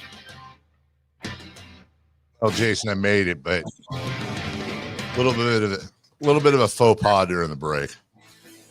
What happened? So I told you our restrooms are downstairs. So I ran down there because we had like a 20-second break. And I just ran in. It was empty. There's 3 urinals and 2 stalls in there. Ran in, and without even thinking, I went into the middle urinal. Okay. And then I hear somebody come in. When you're in an empty bathroom like that, or just there are 3, I guarantee you we're all going to have the correct answer here because it's just unspoken rules that men have in the bathrooms. If there are 3 urinals available and they're empty, okay, and you enter the bathroom, do you choose A, the urinal furthest away from the door, B, the urinal in the middle, C, the urinal closest to the door as you're walking towards them? A or C? Chris? I take the furthest one. Yeah, I mean, the correct answer, we would accept C, Jason, but really the correct answer is A. So why did you take B? Because I had to go and I wasn't thinking. I don't have a good explanation at all for why I took. I don't know. Maybe I wanted to stretch my legs. I don't know. I want to spread out a little. I have no idea why, but then I didn't expect somebody to come in. I thought I'd have a private experience in there. And then I heard them, and they did the right thing too. I heard them. They came in, and I heard like, I didn't look. I don't know who it was for the following reason. So, like if you're listening, you can hear, if you hear a quick foot shuffle, you know that somebody is slightly changing directions. I'm sure they were coming in, they were going over to the urinal, and then they did a quick pivot into one of the stalls. And then, you listen and you can hear the telltale sound of pants hitting the floor. If it's a certain, if they're going in to do something else, you hear different sounds. Heavy belt. Belt coming up. Right. This was definitely a number one, but they went into the stall to do it, which, by the way, 100% the correct move. Or the sink. If you're going in there and you see either anything more than one of those urinals taken, you go into the stall. And if like some ding dong like me is using the middle stall or the middle urinal, you still go into the stall. The bad move would have been for him to come in and choose urinal A or C and be right next to me. Yeah. But I wish I knew who it was, because I think I would apologize. Yeah, because you set the whole thing up. You're the one that caused the chaos. I 100% agree, and I am admitting it publicly. No one would have ever known that happened. I'm admitting it publicly, and now I'm wondering if women have the same. I know women don't use urinals. That'd be strange. I wonder if women have the same. I've never been in a women's bathroom. I wonder if they have the same rules when it comes to stalls. Like if you go in there and there's four stalls. Game changer. I don't think if you have dividers, you can be, I think, right next door, right? Hey, what are you doing over there? I know that if I go into a bathroom and there's four stalls, same concept. If stall A is the furthest away from the door, okay, unless it's the what is the word? The walkily. What do you say instead of handicap now? I'm not sure, but the largest of the stalls. Yes, thank you. Sorry. Need more right. Unless it's that, which of course you should never use unless you qualify. You use the furthest away stall. But if somebody is already in that stall, you go to the one furthest away from them. Jason, if you and I go into a stall at the same time in a public bathroom, I love you. I don't want to be next to you if I can help it. And I would hope you wouldn't want to be next to me. I mean, it would be okay. If it's you and me, it would be kind of fun. But we like, well, because knowing you and I in that situation, like, no doubt, we would end up like taking little pieces of toilet paper and rolling them up and like having like little wars or something, throw them over the top, see if we can land it on the other guy. Grenade. Gross. Yeah. But I wonder if do girls prefer a degree of separation at the stalls? I think they're all there together. They all go into the bathroom together. They're all in there together. It's one big party. Okay, can I be honest, and then we'll move on?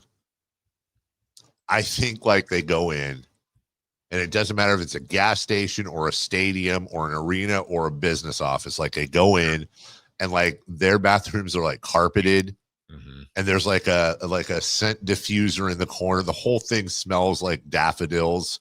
There's like hand creams and sanitizers and different soaps and body sprays and hairsprays and stuff, just all laid out in a perfectly manicured, like quadruple sink. And then everyone's just, there's like, like the music that plays in like where they do massage parlors and stuff, where it's like the relaxing, like, I don't know what the flute, whatever the Japanese flute is. Okay. It's just like, it's kind of like that. Like if you go to like, what's the massage place we used to endorse? No, we endorse a Massage Envy. You go in there and everything smells of like, lavender and whatever, and that relaxing music's playing. Everything's nice. You go into a men's bathroom. It's just like, look out. It's an outhouse. It is. You're in a war zone. Yeah. Just get in, get out, wash your hands, and duck. Yeah. Be quick and hurry. I'm actually kind of curious if the women's bathrooms at our place, I'll bet you they're better than ours, and I'll bet you they have things in there, like cool things. Yeah, I know they do, actually. You do? Yeah. How do you? I had to kill a spider for someone in there once. Oh, that's right. Remember that, Chris? Yes, I do. Or assist in removing the spider. No, you killed it. Maybe. I think I have video of it somewhere. You do? Everybody get out of the way. Eric, get out of the way. I got to go kill a spider. I got to kill a spider. Man. No, it was a request. And it smells great in here. So what was different? Wait, you have a TV in here? And why do you have a live band? And who made the cookies? I could believe like half of that. Like it's like the airport lounge and they've got a shower in there. Yeah, just everything, robes, whatever you need. What was different in there than ours? Well, naturally stalls. Oh yeah, okay. But yeah, I felt like on our countertop, I mean, I think our sink and the one up here, the only bathroom we have up in this little corner, I think has a permanent coffee stain or something stained in the actual sink. Theirs had, like you said, like I think they had a wicker basket that had, maybe a spray or two or some sort of smell good. Really? Some lotions. Yeah. I mean, just stuff. Beeman on the chat wants to know if there's a couch or chairs in there. I mean, the room's not that big. I don't think so. I don't remember. Well, you might remember probably someone that probably a counselor though. Like Lucy and Peanuts, like the doctor is in 5 cents. Always in. You'll remember too when we first moved to this building from Madison, the upstairs men's bathroom confused me. Yeah. Because you go in, it's very small, but you go in and there's a sink, and then there's a urinal, and then there's a stall. Right.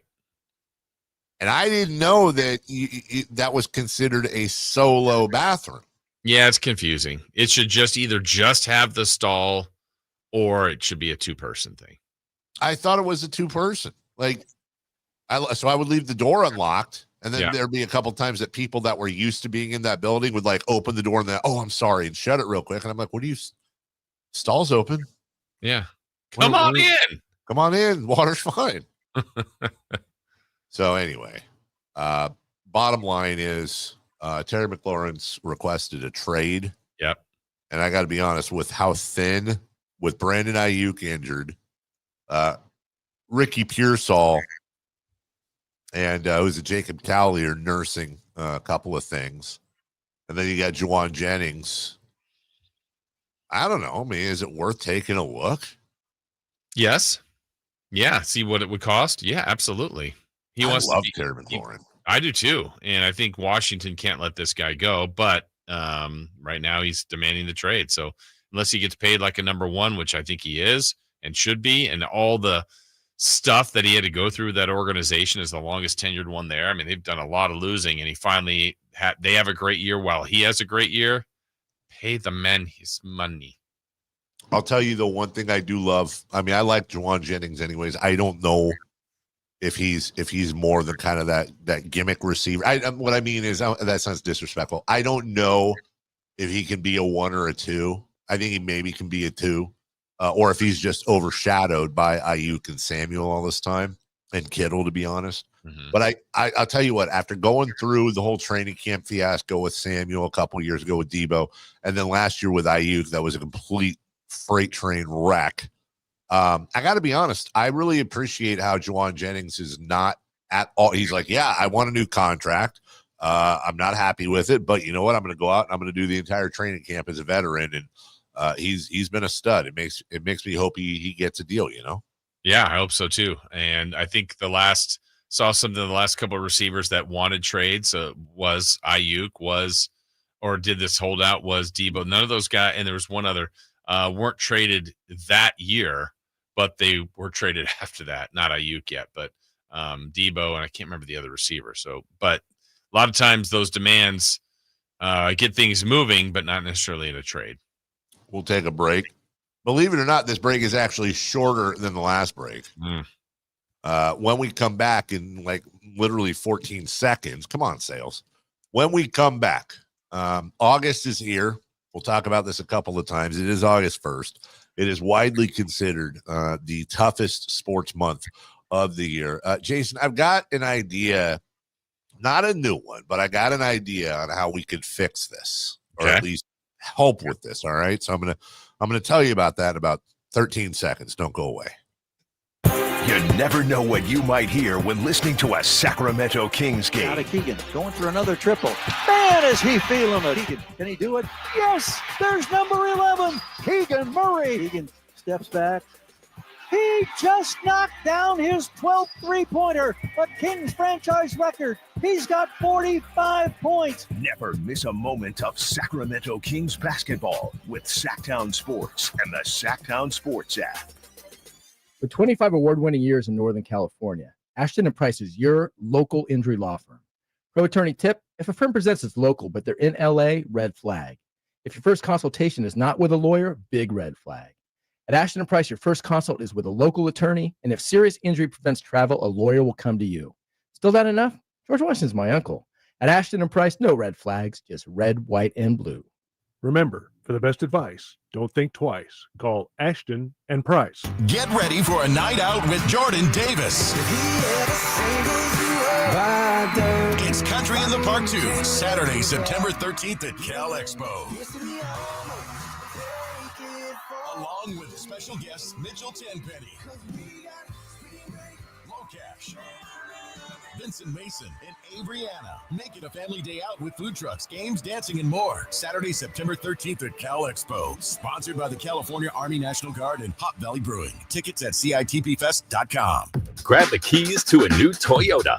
This summer comes with a full tank and endless possibilities. Your Toyota's ready for it, and right now, so are the deals. Get a low-cost lease on the all-hybrid 51 MPG 2025 Camry or Dynamic RAV4 and meet the all-new 2025 4Runner. Summer doesn't last forever, and neither do these deals. So hurry into your Toyota dealer and don't miss your chance to roam. Toyota, let's go places. Offers available through TFS buyers with premium rated credit. Offers end date 4/25.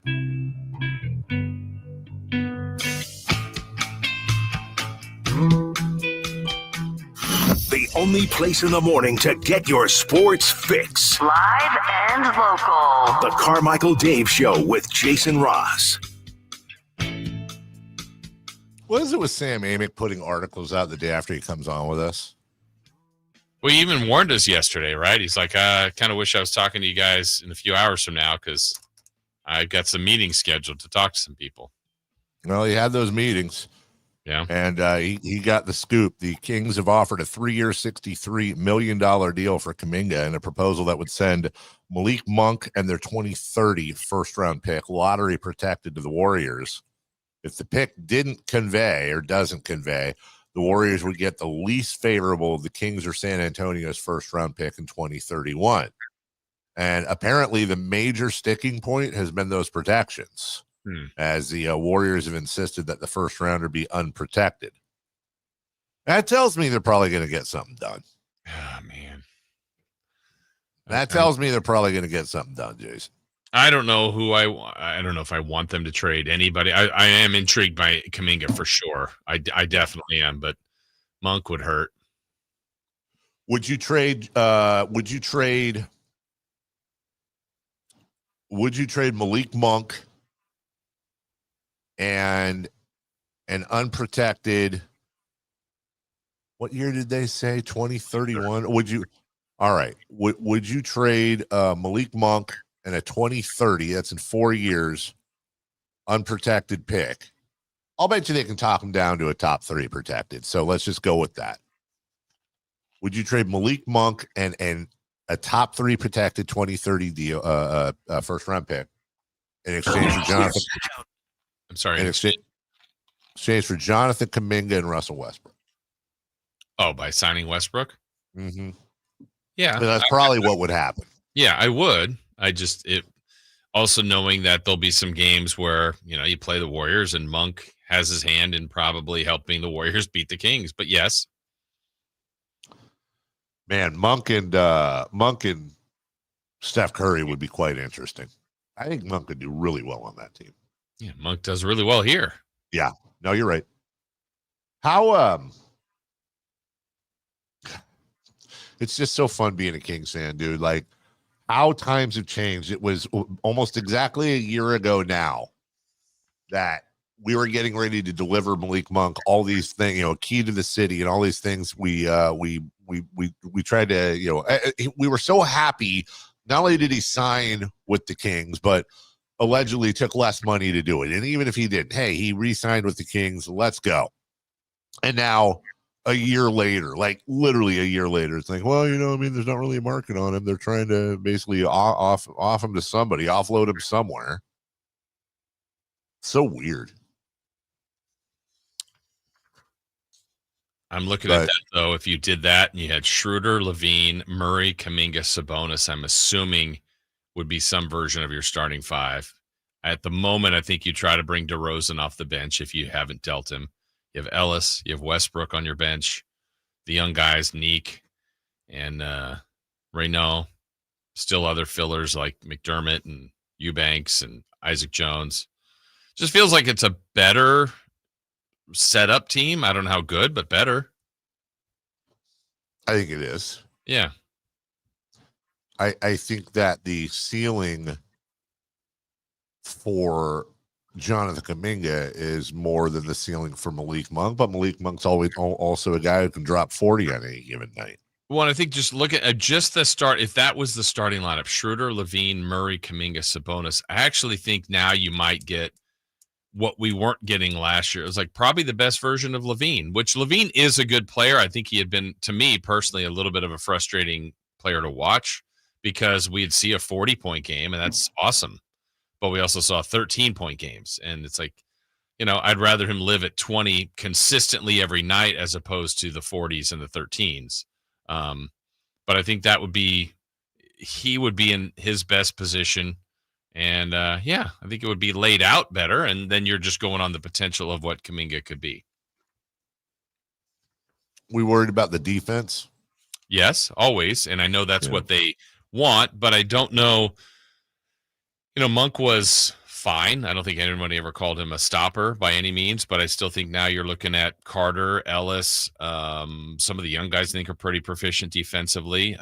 Keegan, hopefully Schroeder and those guys, and if Westbrook or whatever, like they could do the picking up full court. And I think that you're back to scheme and kind of maybe being more of your defense than just necessarily overall personnel, but that's what you have to work on. You have to enforce it. Well, good on Sam for getting that. Yeah. And we'll talk about that a little bit later on in the program. It is August, and August is a rough month when it comes to sports. But Jason, I want to revisit something since it is August that I really do think just makes damn near all the sense in the world. And it would not just help with August, but I actually think it'd be a good move for the business itself.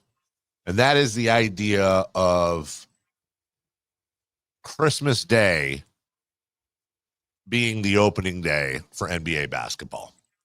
And the idea there, just so people understand, I mean, I know you understand it, but you're basically talking about a 2-month delay in the start of the season, which would also then become a 2-month extension on the end of the season. So here's how it would, the basic parameters would be: you open on Christmas Day with the Christmas Day NBA extravaganza, and then the next day the season opens in earnest. Instead of the NBA finals finishing around the middle of June, we would right now be probably starting or getting ready to start the NBA finals, which would finish the middle of August. That ends. Now you're already into the middle of preseason. You've got college football coming up in a couple of weeks. So you really create this or you help instead of this void where it's just simply baseball. Now you have the NBA, which is played plenty outdoors. I'm not saying in the NBA, but basketball is. It doesn't have, we just know it isn't winter, so it doesn't have to be a winter sport. In fact, if you don't have an arena or an enclosed whatever, pickup games happen year round, and they're better in better weather. Most importantly for the NBA now, you're not, as of right now, they've got November, December, January, and then the first week of February. That is 3+ months, which is half their season. They're going head to head with NFL football. They're going head to head with NFL football. If they were to move this to Christmas, you're effectively going, and when I say head to head, I understand Sundays and what you're still going the same time the NFL is. You move to Christmas, you're effectively on with the NFL playoffs for a month. And then you've got the whole world to yourself. February, March, obviously baseball comes in April, fine. But I think if I'm basketball, I'd much rather compete with baseball than I would with the NFL. And also now you effectively have either the NFL or the NBA damn near year round. Yeah, I think, other reasons I like it. You mentioned Christmas being the identifier, and now it's, game 20. Instead, it's like that's how the season opens with, 10 teams. Maybe your defending champ gets their rings, whatever, on Christmas. I think that's awesome.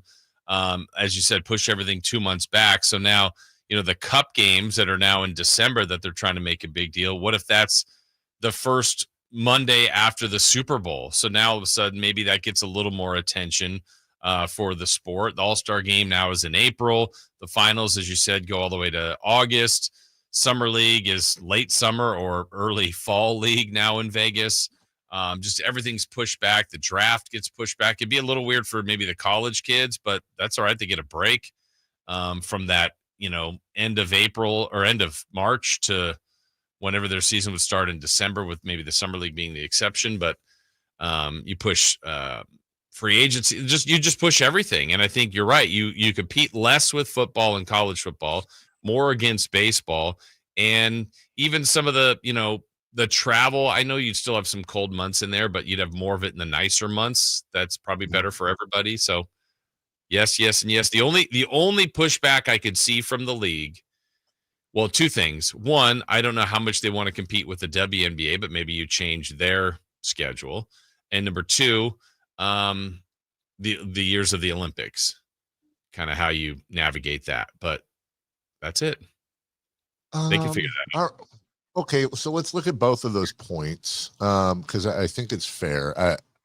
Number one, I would say you either move the WNBA schedule, or I wonder if by running them concurrently for a decent amount, if there would be some unique dual like promotional things they could do together, some tie-ins or something. I mean, especially in cities that have dual teams, right? Like Knicks and Liberty or whatever, if there'd be a way to do some sort of like double header or different things to tie in and bring both together. I don't know, smarter people than I could figure that out.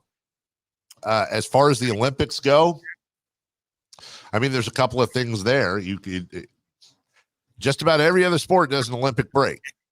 Mm-hmm. About every other sport, every 4 years does an Olympic break where the sport ceases for 2 weeks while everybody goes off and does their thing, and it's kind of a mid-season whatever. I don't know if there's some way you could do that where Olympians go to the Olympics and everybody else does the All-Star game festivities, which takes care of a week. They get a little bit of an extra break in the summertime.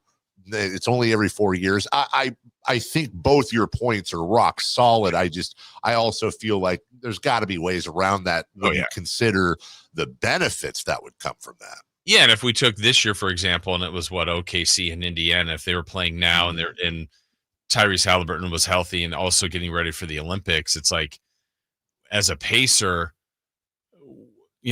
would you want him to go play for the Olympics as well? And knowing that if the break and he comes back and he's in the final, like that would be the one weirdest part, but that's one example. Does it hit one player? Does it hit 4 players? Does it hit 0 players? I don't know. I honestly think the worst part of it would be the first year you institute it. Mm-hmm.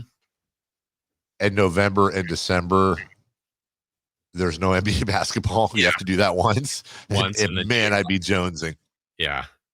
But NFL and college football to at least great point. Fill your needs.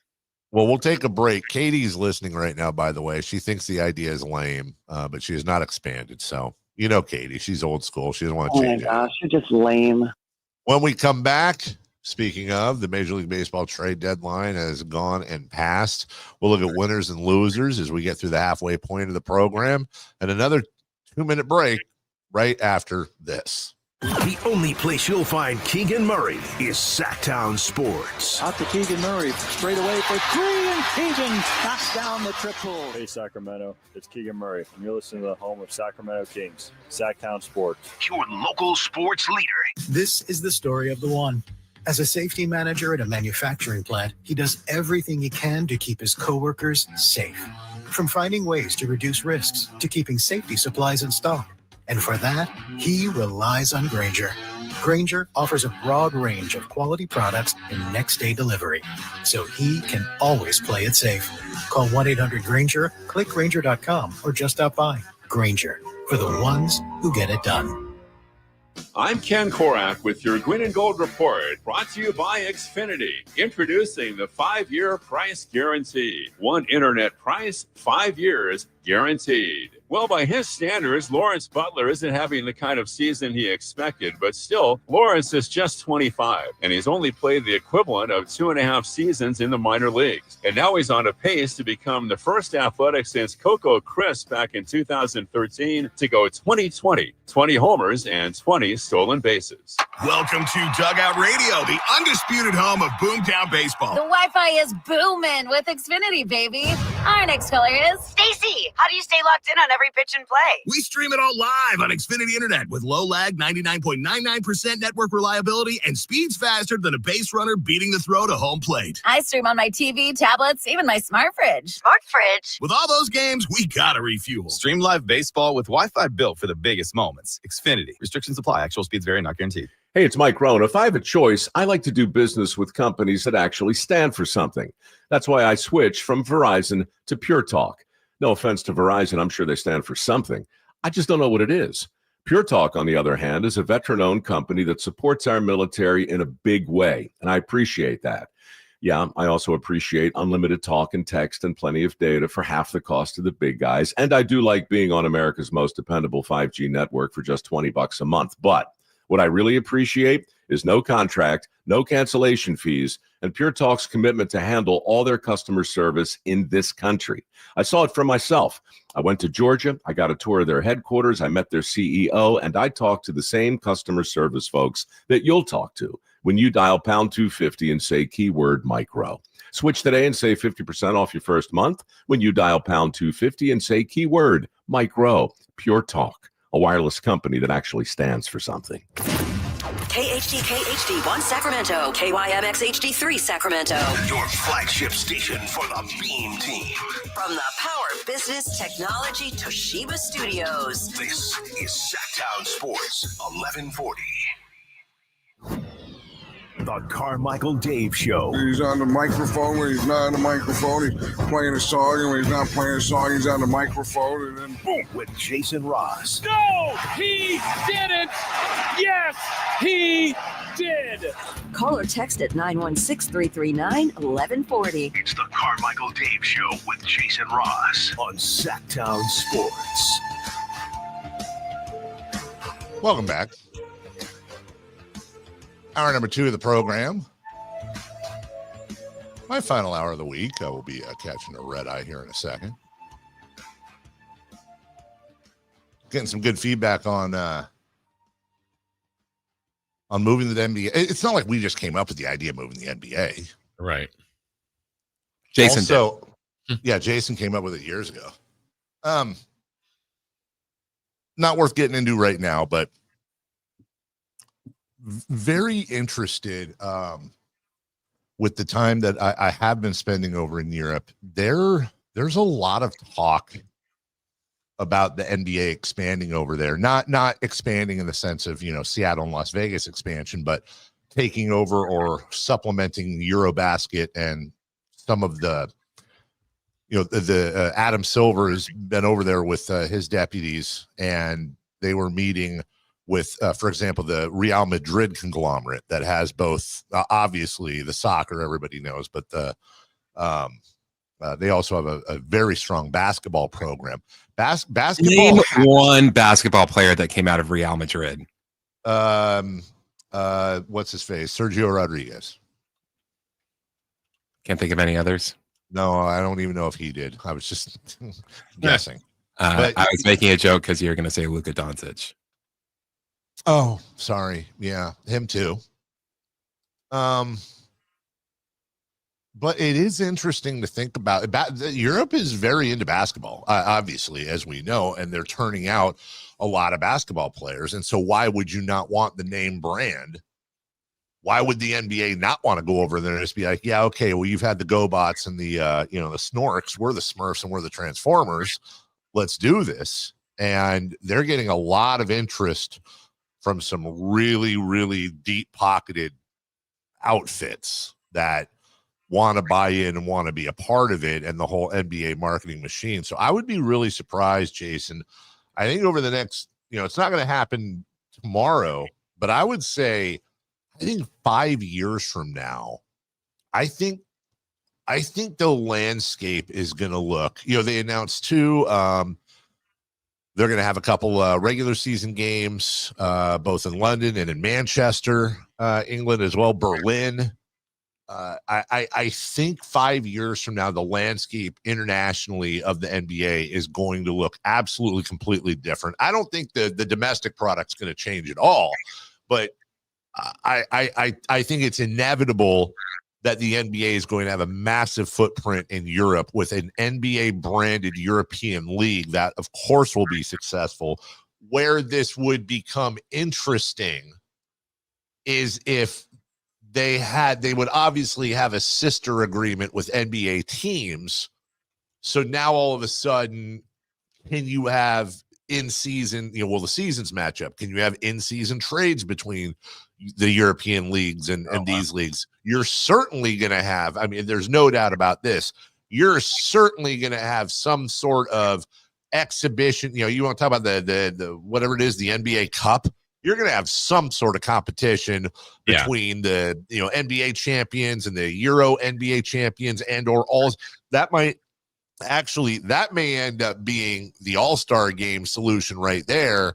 Is now you're rotating All-Star weekends, and this year it's in Chicago, but next year it's in Madrid, and it's the NBA All-Stars versus the Euro NBA All-Stars. The only thing I wonder in my head how they'll combat it, and I'm not trying to be egotistical American here, because the NBA All-Stars would have a lot of international players, but I got to think anything NBA is going to absolutely curb stomp anything European NBA when it comes to playing each other.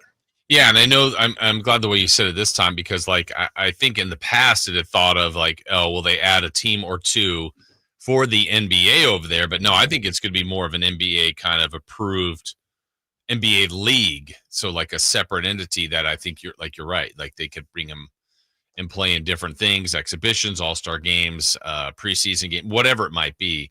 I could see that happening as far as the league, a NBA run league over there, as opposed to maybe having one or two teams over there that are part of the NBA.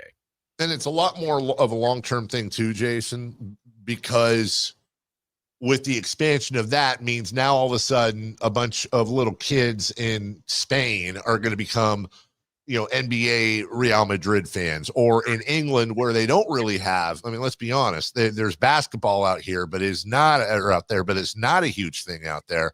Really in the NBA, or excuse me, in England, they're into, soccer, football, cricket, rugby, darts. Legitimately huge. It's massive. Billiards, that's their thing. So why does that matter? Because if they're expanding into Europe, it's only a matter of time. Over there, it always blows me away.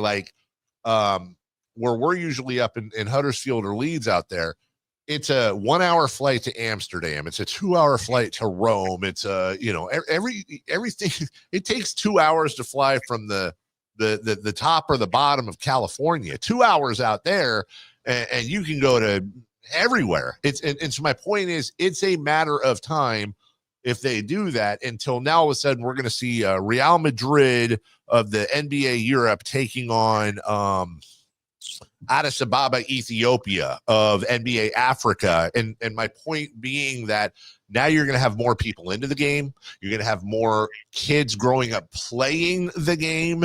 And 5, 10, 15, 20 years from now, the talent pool is crazy now in the NBA. My God. Now you're going to have these kids saying, yeah, I don't want to play soccer or cricket. I want to be like, Anthony Edwards and Joel Embiid. Right. And I think that's what, exposure, all that kind of stuff helps. And the NBA obviously has just become way more of a global brand. And I don't see that slowing down anyway, if not just more foot on the gas, and growth internationally is just going to continue for the sport. Well, baseball ain't going anywhere. And Jason, they had the trade deadline yesterday. Let's run through some of these moves, starting with the A's, who made the biggest move, especially here locally. Mason Miller, the Fireball closer, and JP Sears, friend of the show, both friends of the show, actually, go to the Padres. The A's get a top 3 prospect, or the top 3 prospect consensus in baseball. Number 1 of the Padres organization. I think you get 3 of the top 15 or 17 Padres prospects. This is obviously a nod to the future, but Jason, that's really everything with these guys. Yeah, and I'm thinking back at a couple of recent trades, like when they traded Matt Olson, Sean Murphy, a couple guys a few years ago, and they were excited about the haul that came back, and really that haul right now is not produced that much. So this case, more and more people are really bragging on what the A's got back in return. The Padres, as you said earlier, Dave, may use Mason Miller now as the bullpen guy, but may eventually move him to a starter, which is a spot a lot of people thought he may be best suited for anyway, but he's been a good closer.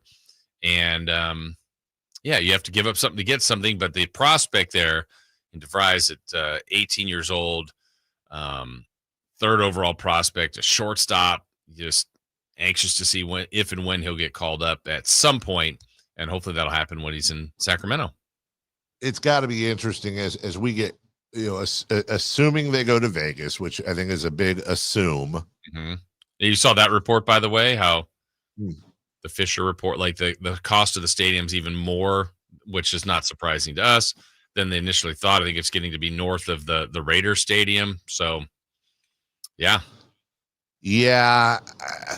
I mean, that was yesterday, and I know a lot of different places reported it, but the Nevada Independent had Fisher saying that the stadium, which they initially built at $1.5 billion, they popped up to 1.75, is now in the $2 billion range, which, as you noted out, passes Allegiant Stadium.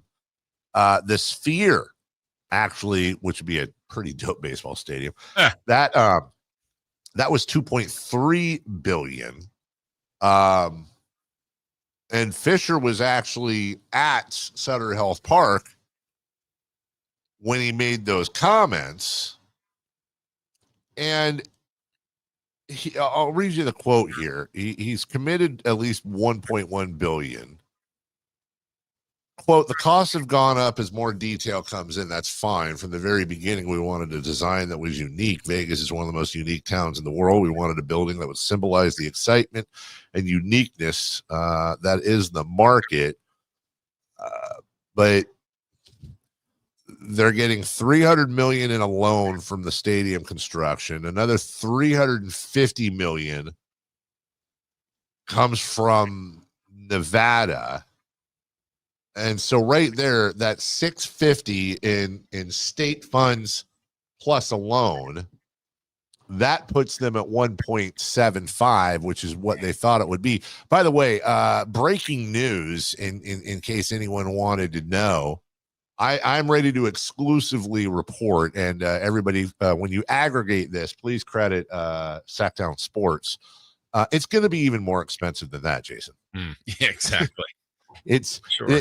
This stadium will, I think, when it's all said and done, I would be, if it gets built, I would be shocked, I say, if the stadium, I'm talking about everything and cost overruns and all that, I think it's going to be closer to $2.5 billion than $2 billion.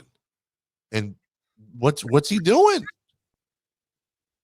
I don't know. And how's he going to do it? How are they going to? Yeah, a lot of questions still for me on this. This thing just gets weirder and weirder the more you peel back the onion when they say, okay, well, he's also put the earthquakes up for sale of MLS. Great. Then he comes out and says, yeah, none of that money is going towards the stadium, though. What? Wait, what? And I don't know how taxes and all that crap works, but I just, it makes me wonder, like, is it like a house? Like if he sells one franchise and then puts it towards building a stadium for another franchise, does he like not have to pay capital gains or something? You know, again, I don't know what the hell I'm talking about, but it just gets stranger and stranger and stranger. Plus this guy's a total weasel pants. So but to the original point, it'll be interesting to see the construction of the A's and the decisions they make between now and assumedly, what would it be? 2 more seasons at least. If everything, they're not being overt about it, but I got to think that in a dark room somewhere in A's headquarters, it's guys, we're not looking to acquire anything. Everything is about opening day in Vegas in 2028 or 29 or whatever, whether it's minor league players like DeVries, who's 18 right now, who will be 21 or 22, just entering his career, you would think. We want to do everything so that when we open in Vegas, we can say we have an incredibly young team. And, oh, by the way, we'll add some payroll. We'll sign some people. Again, I think that's part of the thing in Sacramento. You're not going to see the best of the A's while we're here. That's the most obvious statement ever. No, but they're also developing it. They've got some of these young guys that are making it exciting. What we're seeing with Wilson, what we're seeing with Kurtz. We mentioned Mason Miller before, but now he's moved on. But they've got some pieces that you could, and we've said it earlier too, Dave, like they've got a worse record than the Giants, but they're much more fun watch. I mean, that's a more entertaining team to me than the Giants. So they've got some things to like and to watch now, and we'll see what they ultimately turn that into. But I just think this quest for Vegas is going to be a huge challenge for Fisher. I really do. We'll move on in the I agree with you. We'll move on in these trades. I just got to stop, and our chat is always incredibly interesting. It's tough to keep up while we're doing the show, but I honest to goodness, we should actually, as a station, I would be all for setting up, because they can do it remotely from their houses. I think Zebra and MC are like the new McNeil Lehrer or Crossfire. Because I watch, it's like every day. Wrong. Right. Wrong. The answer is Special K with banana. Dana Carvey was great in that. So they circle each other like a couple of like cheetahs or something. And more often than not, they don't engage with, whatever. But I've been following, they're arguing about the WNBA. And I'm just paraphrasing here, but Zebra's like, oh, there's pay equity. It's not fair. And MC's like, they lose a bunch of money. It is fair. And then Zebra's like, well, NBA loses some money, but they, and they're going back and forth about the WNBA and NBA, right? and then it just takes the turn, man, that increasingly is going to happen. Then Zebra says, you are high as the job market is low. Then NC comes back with the fact that we had a surplus. Now Zebra's arguing about Doge and the deficit, and someone threw in the I don't even want to say it out loud because it's fun. It's like they're going back and forth and circling the next, and the funny thing is that this and I know this. One day, one of them is going to type out the most amazing text about whatever they're arguing about in this political world, and one of them is going to go, oh my God, I did not think about that. You have changed my mind. Yes. Tag Ovalia. Oh God, really? You're not helping me, Chris. We'll just try to keep that non-denominational. I'll simply say, as many presidents have had in the past, The current president had a very difficult time with Tua Tagovailoa's name yesterday. Say it again, please. Tua Tagovailoa. I just want to call balls and strikes, Jason, in saying that if you're going to have difficulty with a name, that's one of the really good candidates. Yeah, and there is a shortcut. Tua. Yeah, just Tua. We know who he means. Although I got to be honest, like if I'm working with whoever, it could be a president, a senator, whatever. And the name's going to get said, right? Mm-hmm. We're going over that beforehand. Like, okay, so it's Tua, Tagovailoa. Tagovailoa. It's not hard. We make a little. Yeah, it's a song. Tagovailoa. Tagovailoa. Stuff. And then, yeah, exactly. Next thing you know, you remember, you never get it wrong. Tua, what did he say again, Chris? Tua Tagovailoa. Now, let's be honest. Maybe he called Tua and we've all had it wrong. You're right. I mean, in fairness, Tua comes out. Finally. Yeah, finally somebody got it right. Oh, this is actually true. Bijan Robinson, the running back for the Falcons. It's Bijan. Bijan? He was on some show the other day, like 2 days ago. He said, yeah, everyone's been mispronouncing it. Bijan. Pardon me, do you have any Bijan? Do you have any gray Bijan? Bijan Cunningham?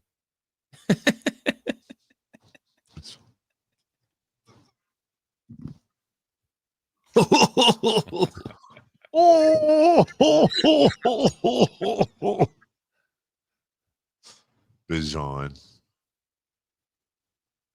Why do I have Hakuna Matata in my head now? Where'd that come from? What? Great. Now the chat's arguing about tariffs. Okay. Guys, can we just please? Or you know what? Hey, Jason, you know what? Guess what? It's Friday, right? Yeah. What do you go for it, right? Just, you know what? It's a free text Friday. All right. You know what? Just go for it. Argue. Have at it. Yeah, you have like the when the dogs are barking across the fence and they're like super vicious and all that. There's a fence in between. Let's just pull the fence back. You know what, guys? Argue. I argue with Trump and Biden and Epstein files and Doge and the FBI. Just go. Just you got it. Just argue it. Just go for it. Just go for it. Just go. That's healthy. No restrictions. Get it all out of your system.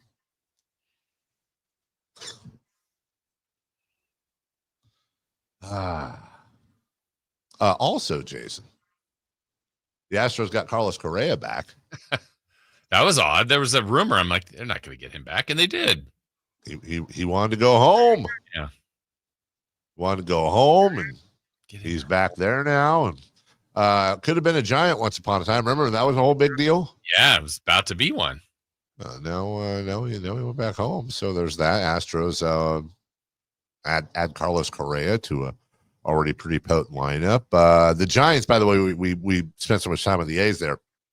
Tyler Rogers, Yaz, and Camilo Doval all gone. Only Logan Webb and Wilmer Flores are remaining from the 107-win team that Buster Posey was a part of. That's crazy how quick that team turned it around. Buster hated that team, obviously. He did not like any of that. Get out of here. Just don't trade Logie. I would like them to not trade Logie, but also can I be honest, Jason? There is actually a really significant part of me that wants them to trade Logan Webb. For Logan, you mean? Yeah. For him, that's the part? For him, like for the sake of, because Sacramento is always going to my love for Sacramento is always going to dominate any other love. In this case, my love for Sacramento dominates my love of the Giants. Now, with Logan Webb, you trade him. I don't know. Maybe you get a great trade back and it's great for the Giants. but I'm a bigger fan of Logan Webb from Rockland than I am the Giants just by default. And I'm just really tired of him every year being like 10-8, 238 innings pitched, 250 strikeouts, 3.24 ERA, a 101 WHIP, and he's 10-9.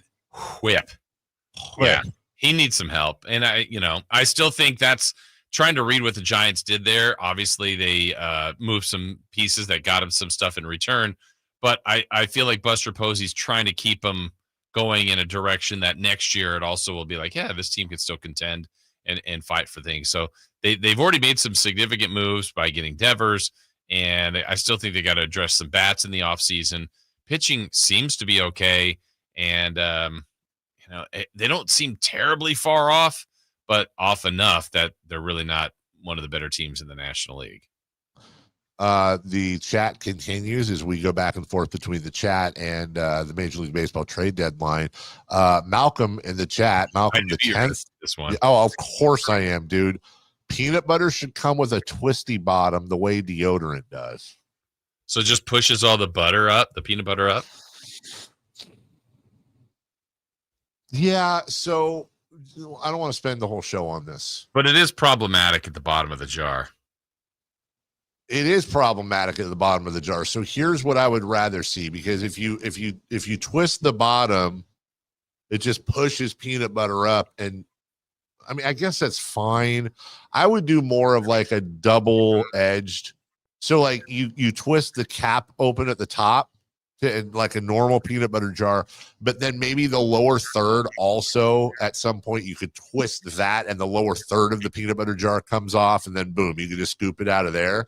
What I would rather see as a thing is, like, for example, we were talking about the partnership between Oreo and Reese's the other day, right? So are you familiar with Aquafresh toothpaste? Yeah. Okay. Same setup, same design, same everything as Aquafresh toothpaste, but instead of the toothpaste in there, it's like Aquafresh, but it's peanut butter with chocolate. And you can carry around this tube. No, this is awesome. You can carry this tube of Reese's peanut butter and chocolate, and like that looks like Aquafresh in a toothpaste tube in your pocket. And every once in a while, you feel a little punchy.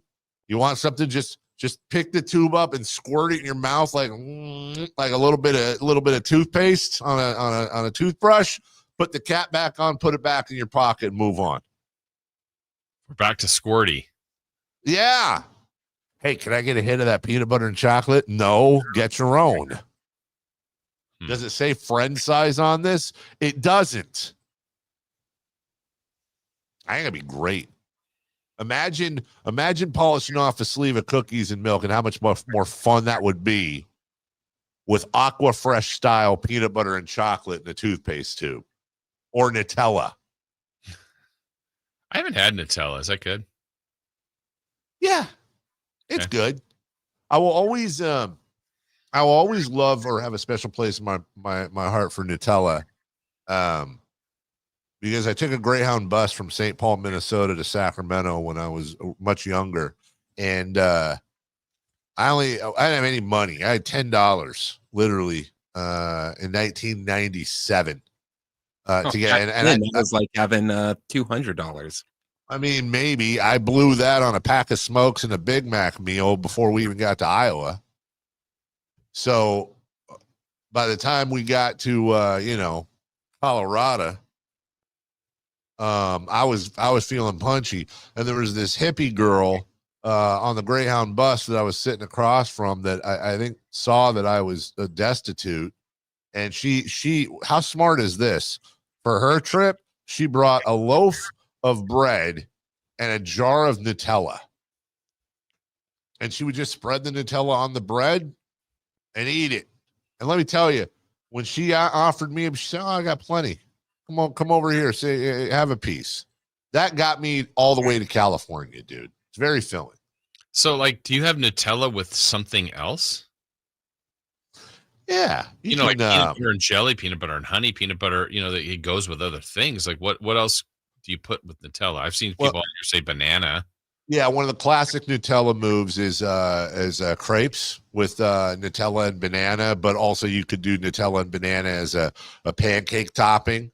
I'll tell you a really good use for Nutella is, take a spoonful of it. And I don't know, maybe it's just me. Take a spoonful of Nutella and put it on a plate with a couple a handful of Chips Ahoy cookies. And it's like chips and dip, but with the cookie. So if you have a choice, though, I have a jar of Nutella and a jar of peanut butter. Because I got to be honest with you, dude, peanut butter and Nutella is a hell of a combination. But no, you're only picking one. What time of day is it? Before noon? Before noon, I'm taking peanut butter. Afternoon. Nutella. The longer the day gets, the more I'm in a Nutella mood than I am a peanut butter mood. Those of you that know. Okay. Yeah, and I'm seeing a lot of people saying fruit like apple and Nutella is good. Yeah, it's fine. I mean, it's good. It's just now you got fruit involved. It's all healthy. Celery and Nutella does not work. Oh, see, celery and peanut butter, magic. Hey, Chris, as we go to break, let me ask you a question. Do you think Nutella and a mole could possibly work, maybe? I don't know. Because when I make mole, when mole generally will have usually it's a lightly sweet, if at all, dark chocolate. I wouldn't want to try it. You wouldn't want to try it? No. What if it's the greatest mole you ever had? Perfect. You'll never know. Granola bars dipped in Nutella is really good too, by the way. That is true. All right, we'll take a break. Okay, that was absolutely insane. Yeah, I agree. When we come back, very busy day in sports yesterday.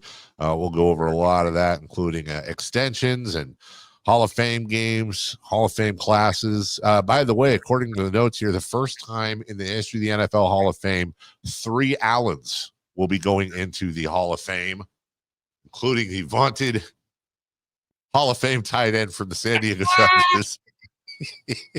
Hey, Jason. The funny thing is, Jason meant to write Antonio Gates. He wrote Antonio Allen because there's 2 other Allens in there. You want to know what's sad is this morning when I was looking at the rundown, literally looked up NFL Hall of Fame nominees because I had never heard of Antonio Allen and didn't want to embarrass myself. How about Sterling Allen? Sterling Allen's fantastic. We'll talk about him and more coming up right after this. On the move? Got somewhere to be? Take Sacramento Kings basketball with you. The Sacktown Sports app will let you stay connected to your passion. Never miss a moment of Sacramento Kings basketball with the Sacktown Sports app. Why choose a Sleep Number smart bed? Can I make my site softer? Can I make my site firmer? Can we sleep cooler? Sleep Number does that. Cools up to 8 times faster and lets you choose your ideal comfort on either side. Your Sleep Number setting. And now save up to $800 on select smart beds. Limited time. All Sleep Number smart beds offer temperature solutions for your best sleep. Check it out at a Sleep Number store or sleepnumber.com today.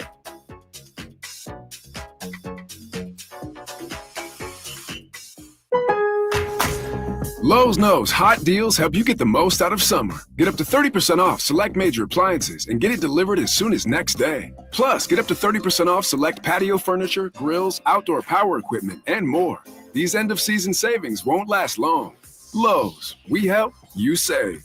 Valid through 7/30. Selection varies by location. While supplies last. Valid on eligible in-stock orders in select locations. Price, delivery time, and vehicle availability may vary based on order size and location. Exclusions apply. See Lowe's.com/delivery for more details. The Giant Summer Sale is here. Get giant savings on our giant selection only at Folsom Lake Honda, your one-stop Honda shop. Looking to own or lease? Save during the Honda Summer Event and drive a brand new Accord or Civic. See all our specials at FolsomLakeHonda.com. As a family-owned and operated dealership since 2009, customer service is our #1 priority. Our customers love doing business with us, and you will too. Folsom Lake Honda. Go to FolsomLakeHonda.com. Your one-stop Honda shop.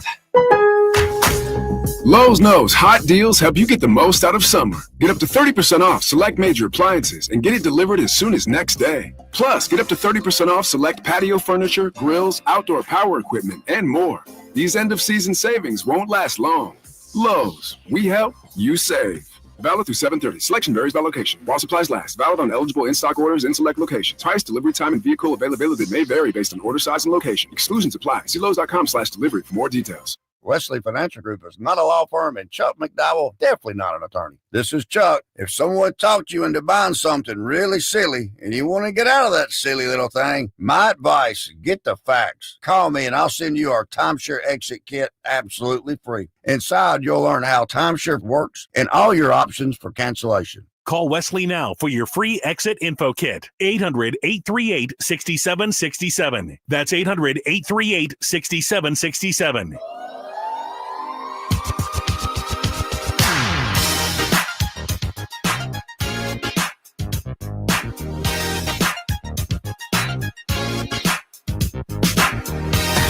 Carmichael Dave. He has very good sources, and he just kind of tells it as it is and gets to the point. Jason Ross. He has a lot of pretty smart things to say. He's good at what he does. On Sacktown Sports.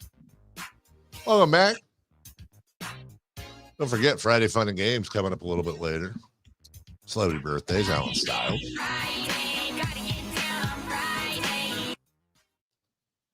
Turkey mole enchiladas. I don't know.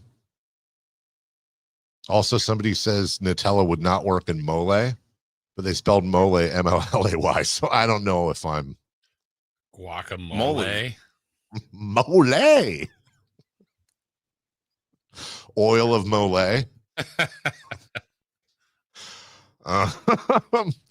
The Chargers and Trey Lance looked pretty good yesterday in the Hall of Fame game for what that's worth. Yeah. We'll see. And we've got a Hall of Fame class going in this weekend, friend. Eric Allen, Jared Allen, Sterling Sharp, and Antonio Gates. You know what makes me feel old about this group? I called Jared Allen's games when he was at Idaho State. Really? I mean, not all his games, but when he played Sac State. I was like, man. I paid my taxes. Wow. So he not only finished his time there as a Bengal of Idaho State, then his pro career, has had time enough out of the pros to now be a Hall of Famer. So, do you remember when the Kings played the Lakers in the at one time?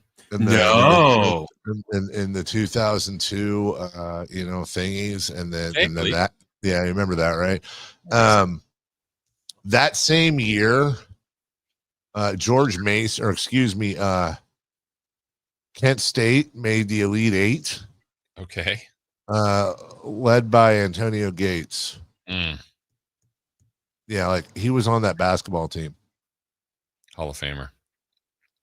Yeah, actually, the thing about Antonio Gates was first off, a stud. Like this dude, undrafted, Chargers, and just helped just completely open up that tight end position. 6'4", 250, basketball player, football player, hybrid.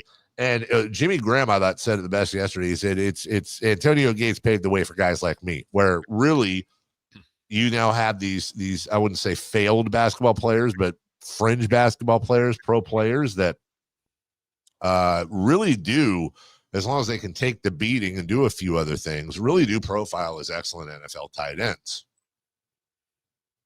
It's got a block. Yeah, exactly. And so that position has just become, a position of premium for teams, for offenses. We've seen other guys along the way around his time and past and since, like Kelsey now and Jimmy Graham you mentioned, and others. Is just, but Gates was a stud, man. That guy was so big, dude. He was, and good luck covering him, right? Because massive and just really. Now we're getting into like all these Hall of Famers and stuff that were at points big parts of my fantasy football teams. So I have this whole different love for them. I'm really glad to see, by the way, Sterling Sharp get in. Yeah. because Sterling Sharp is, Jason, if I were to say that a Sterling Sharp comp when it comes to football, if I were to say Brandon Roy, do you think I'd be in the ballpark? I guess in the ballpark, but yeah. No, that's true. That's a good one. I mean, don't get me wrong. He played 7 full seasons in the NFL, which is a full career. But that neck injury, we're all going to wonder what Sterling Sharp would have been had he not injured himself. And right. Still, because when you really think about it, well, hold on. Sterling Sharp's a Hall of Famer. He had 2 years where he had 100 or more catches. He had 5 years where he went over 1,000 yards.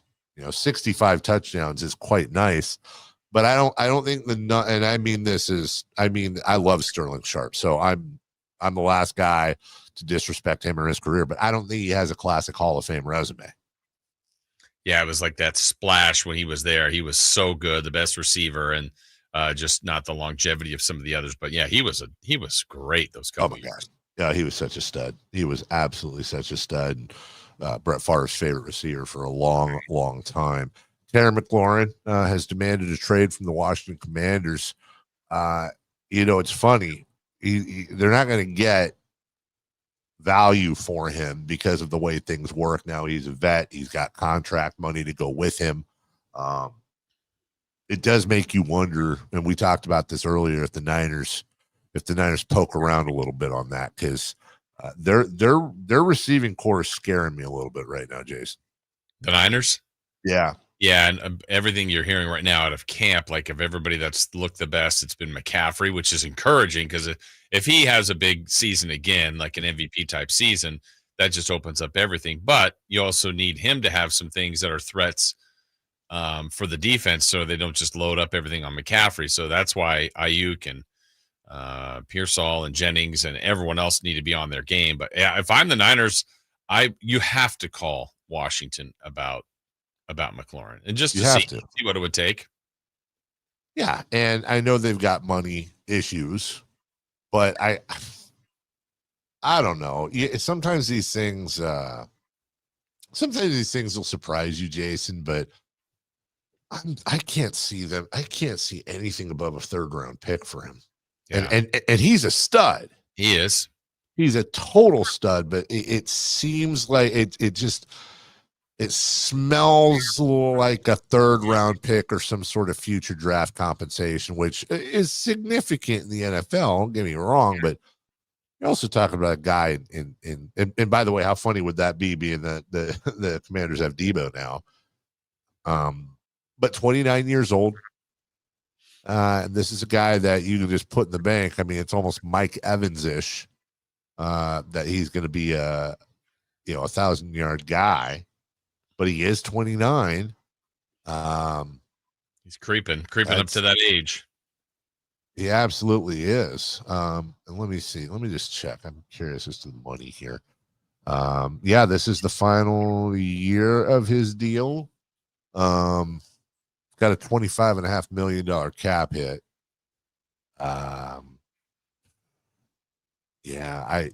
Honestly, I think I think you could probably grab. I think if they're willing to absorb that salary, I don't even know if they can. They'd have to get creative, Jason. I think a 3rd-round pick is actually too much. Anyways, you got to look at it though. Yeah, for sure. I mean, I think every team should, but certainly the Niners should too, for sure. We'll take a break. When we come back, rolling right along. Final segment for me. What's hot, what's not. And let's go streaking, shall we? We'll do all that, everybody, right after this. Malik Monk plays here. Started left, goes right, steps back, launches the 3. Nothing but net. Oh, that was just filthy. Oh, my, that was sweet. Sacktown Sports is your proud home of the Sacramento Kings. Mark your calendars for a stacked lineup of live shows. It all starts August 23rd with Gypsy Kings at Hard Rock Live Sacramento and Super Soul Fest featuring Jeffrey Osborne at Thunder Valley. Then get ready to laugh with Weird Al Yankovic at the Lake Tahoe Amphitheater at Caesars Republic on August 24th and comedian Taylor Tomlinson at Thunder Valley on August 29th. Flashback to the ultimate throwback but lost 80s rewind at Thunder Valley on August 31st. And Fight Night fans, don't miss Thunder Showdown Boxing on September 6th, also at Thunder Valley. Country star Darius Rucker takes the stage at the Lake Tahoe Amphitheater at Caesars Republic on September 13th, followed by comedian legend Eddie Griffin on September 19th, and Classic Rockers 38 Special on September 21st, both at Hard Rock Live Sacramento. Then it's Keith Sweat at Hard Rock Live Sacramento October 5th. And country fans, see David Nail live at Goldfield Roseville October 9th. Get your tickets now and find more info at sacktownsports.com. Fargo, your virtual assistant from Wells Fargo, makes banking faster and easier. Like this. Fargo, what did I spend on groceries last month? And this. Fargo, turn off my debit card. And this. Fargo, what's my checking account routing number? And that's just the beginning. Do you, Fargo? You can in the Wells Fargo mobile app. Learn more at wellsfargo.com/getfargo. Fargo is only available on the smartphone versions of the Wells Fargo mobile app. Wells Fargo Bank N.A. member FDIC. Get ready for a night out with Jordan Davis. It's Country in the Park 2, Saturday, September 13th at Cal Expo. Along with special guests Mitchell Tenpenny, Cash, Vincent Mason, and Avery-Anna. Make it a family day out with food trucks, games, dancing, and more. Saturday, September 13th at Cal Expo. Sponsored by the California Army National Guard and Hop Valley Brewing. Tickets at CITPFest.com. It's time to go streaking. We're going streaking! Who is the Nostradamus of MLB? Who can keep the streak going? It's time. What's hot? Yeah, hot. Real hot. And what's not? It's not good. Brought to you by American Energy Heating and Air, Sacramento's complete heating and cooling company, and second opinion partner.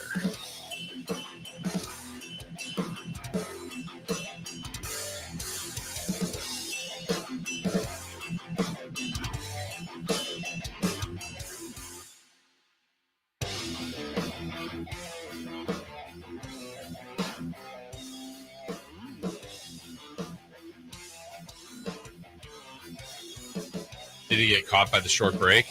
Maybe it was an hour and 17 minutes that he had to leave. Oh, there he is. There he is. What I was doing, I was reading about, because I was working on the show. You guys hear the latest on this Micah Parsons Dallas thing? No, I did. Dude. Okay, first off, they're really far apart. By the way, Michael Parsons, easily one of the best defensive players in the NFL. I know we got to get to who's hot, who's not. This is crazy. According to Diana Rossini, who is excellent, Micah Parsons spoke directly with Jerry Jones over multiple days in the spring. The team believed those conversations were negotiations and that it had a deal. But Parsons believed the talks were just conversations and wanted, his agent to handle the negotiations. That's weird. When Parsons' agent attempted to start negotiations, the Cowboys declined to engage with him and told the pass rusher that they believed they already had a deal. And now they are incredibly far apart. He's 26 years old. He's a 4-time Pro Bowl pass rusher. He's annually amongst the NFL Defensive Player of the Year favorites.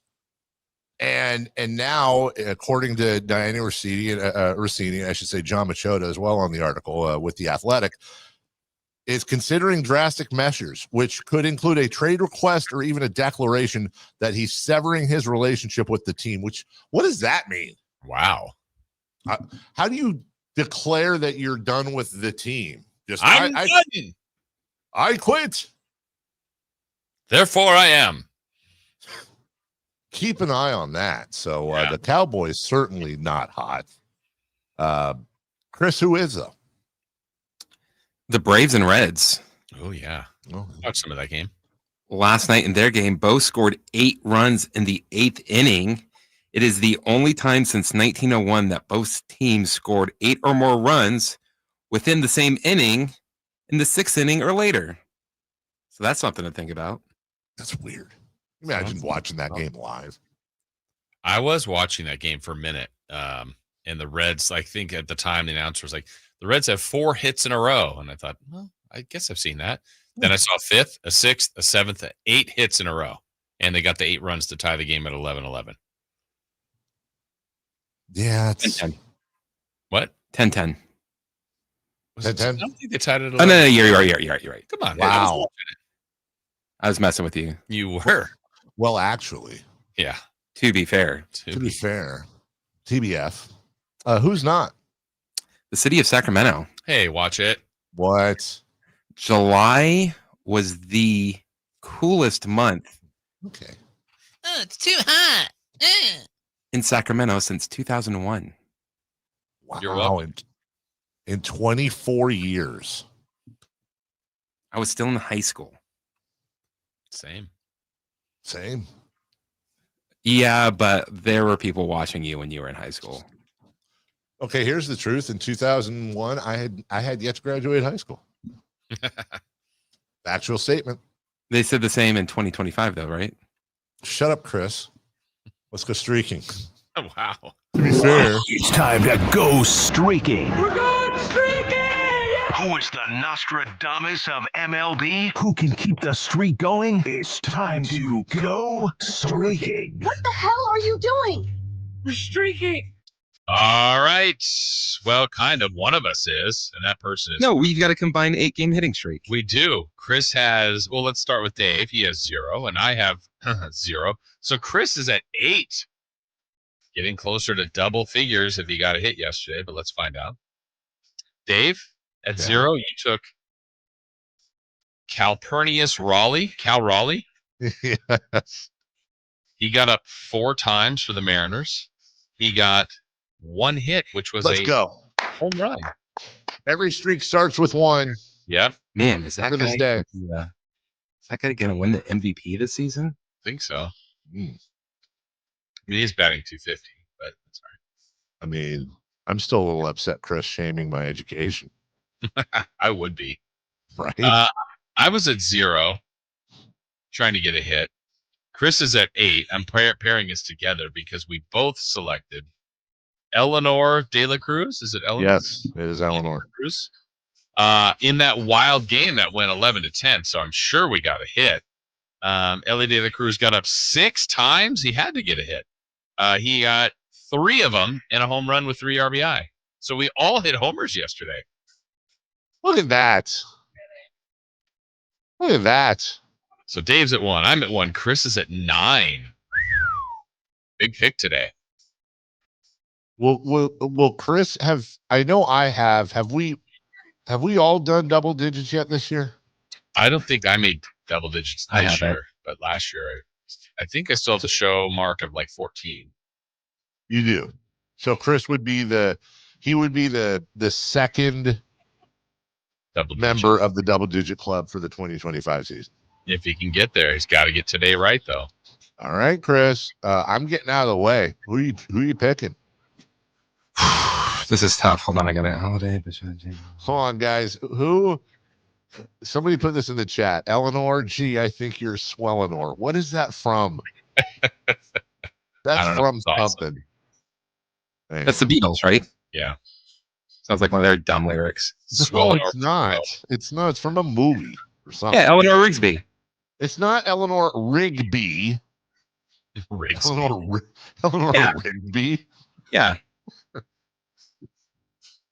Isn't there cereal over there, Rigsby's? No. What's happening? What is going on? I will take Ronald Acuna Jr. Is he healthy? David told me to pick him, so he better be. What will David's punishment be if that ends your streak? I'll throw him in his grandma's pool. God, boy. With or without water? We'll see if there's water. Okay. Dave? Or let the chickens loose on him. Give me Fernando Tatis Oh. Okay. Jr. I'm going to take Frederick Freeman. Fred E. Freeman. Been a while since you picked a Yankee, Jason. Yeah. Yankee. Judge isn't playing, so that's it. Yeah. There was a time when I remember you said that he was going to get the MVP over Raleigh, and it wasn't even close. Yeah. Still saying that. Oh, okay. And Judge has even given this Raleigh guy an opportunity by sitting out about 10 games. Let's see here. MLB. Honestly, I don't know where they are. I'm going to look them up right now. MLB odds tracker 2025. As of right now, Cal Raleigh is minus 130.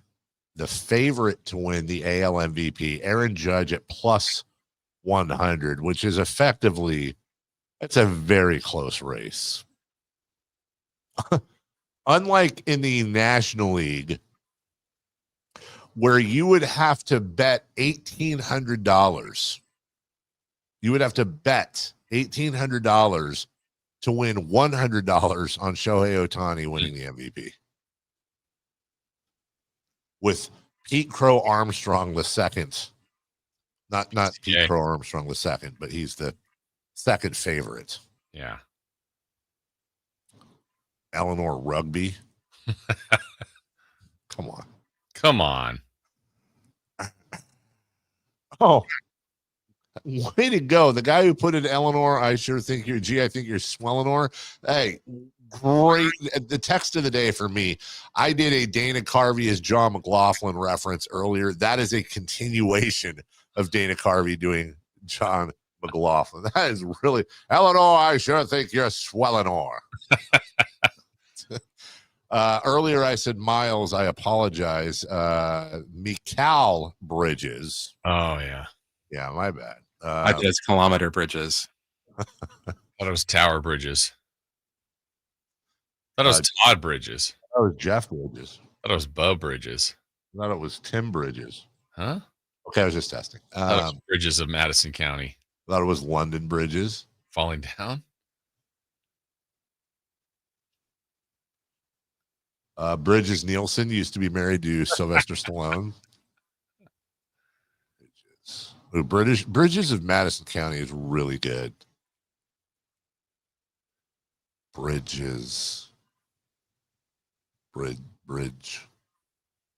Yeah, I don't know, dude. Is that it?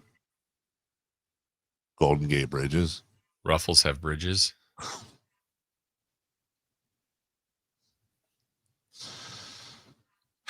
Mikal Bridges. Bridges Fonda. That was from the chat. As signed a 4-year, $150 million contract, according to his agents, Sam Goldfeeder and Jordan Gertler. Those are made up names of XL Sports Management. The deal includes a player option for $29.30 and a trade kicker. Hey, trade, get out of here. They're trading for a kicker? Trade kicker. Is that Ray Wershing? Bridges, what? Bridges is ineligible to be traded for the next 6 months now. But Jason, he's a team guy because he's taking a discount off his max extension number of $156 million, so New York can maintain flexibility. So he's taking a $6 million discount. That's really nice of him. Helping out the rest of the squad.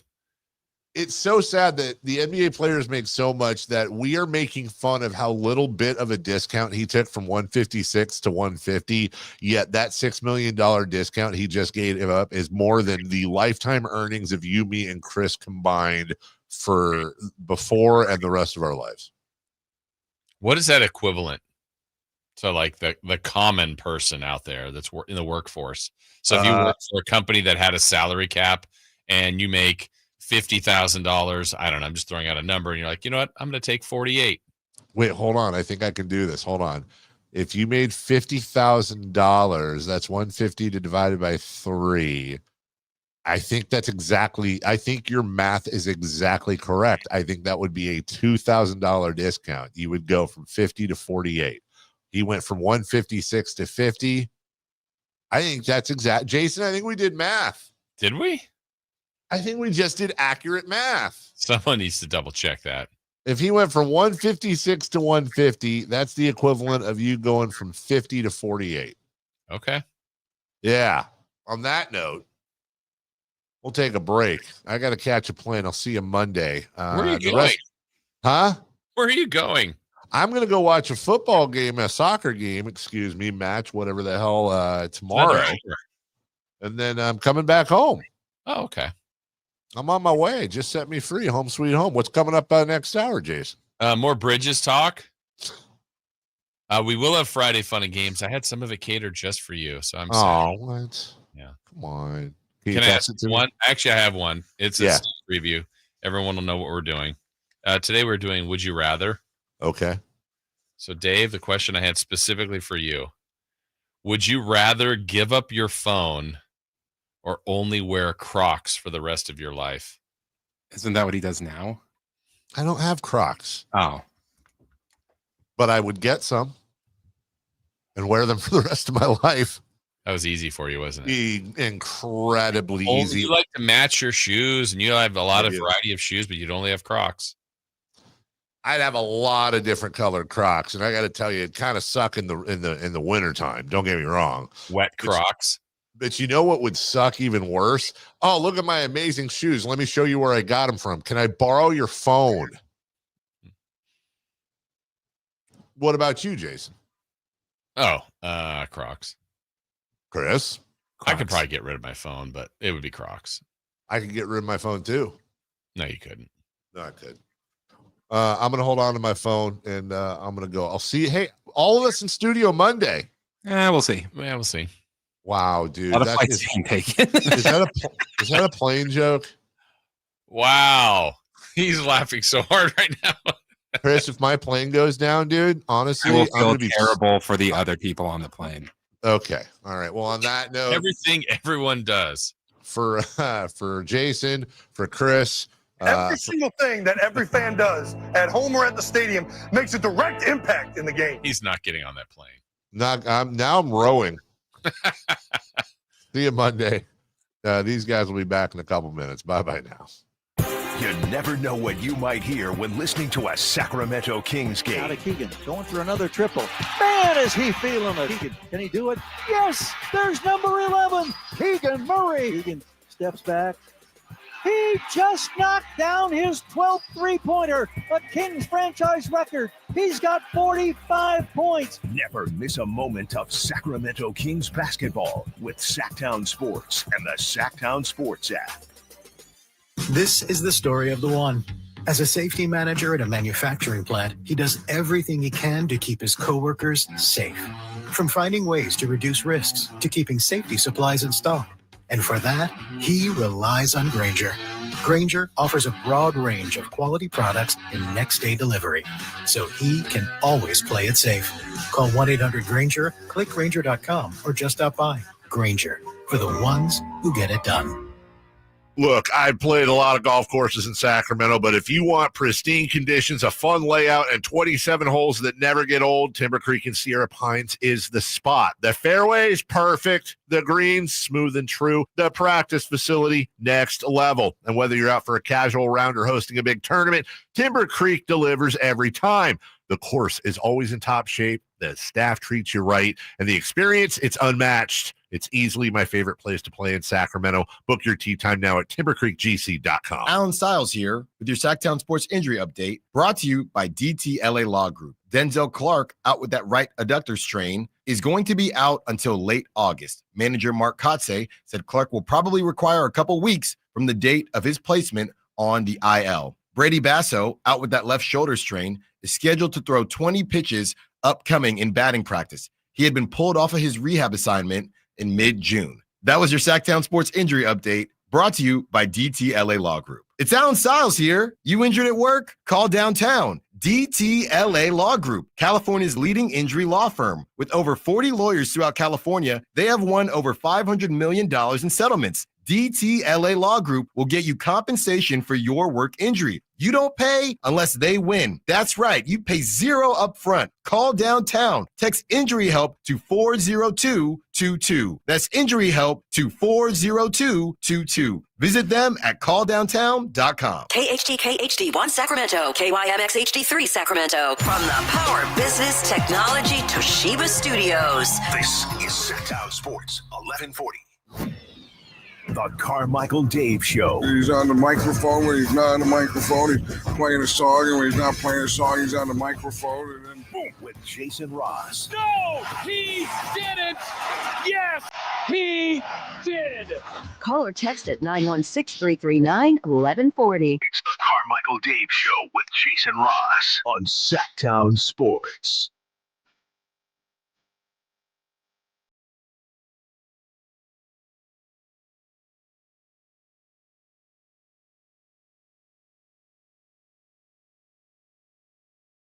All right. Final hour of this week. August 1st. Friday. It is Friday.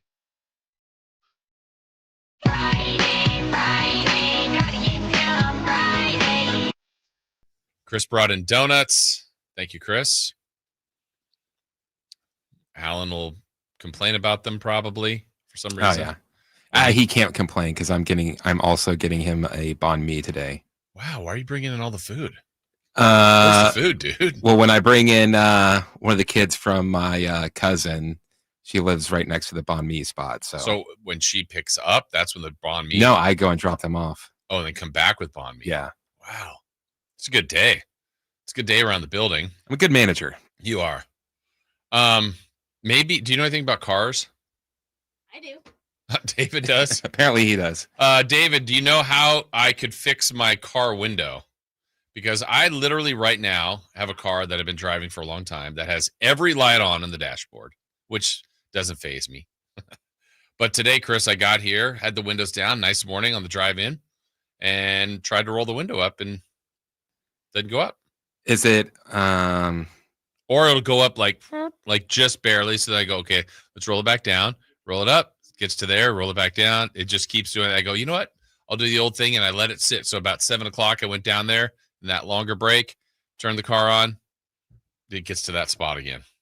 What I used to do is just pull it up. That's what I was trying to do at the same time. Might be time. Might be time for a new car. You've had that for like. Well, it was been my wife's car forever. She got a new car about 2 to 3 years ago, and so I've been driving that. Yeah, it's got 270,000 miles or something like that. And you think you need a new car? I don't. It works. It gets me here. I could probably get away with not having the window go up for a few more months.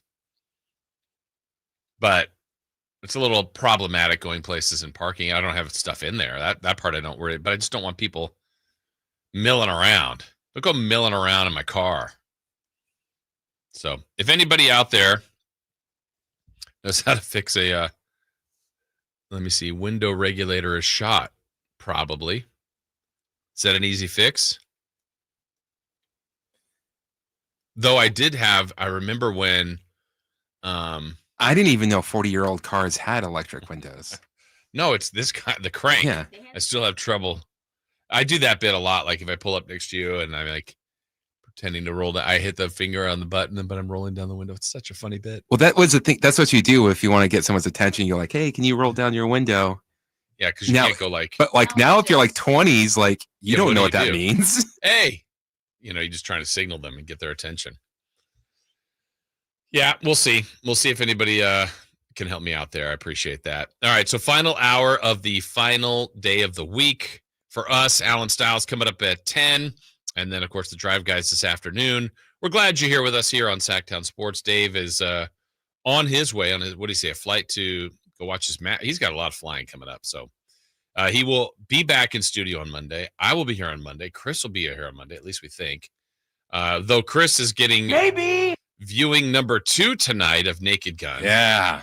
If you missed our movie review, we were fortunate enough to watch the premiere. Ironically, do you know whose idea that was? Wasn't it Dave's? It was Dave's idea. Yeah, that we all need to watch can we go together. to like an early? No, but he was just like, can we go to like an early showing? Oh, I think you guys. Because it's while you were on vacation. Yeah, because all of a sudden I got the text like, "Hey, it's all set. We're watching the premiere." Like, oh, I thought we were going on Friday. I thought it was gonna be tonight. Was the night we were gonna go see the movie, but a lot of people are going to watch it tonight. Chris, you'll see it for a second time. Let's see, AA Ron checking out Naked Gun this afternoon. So AA Ron, give us your review next week.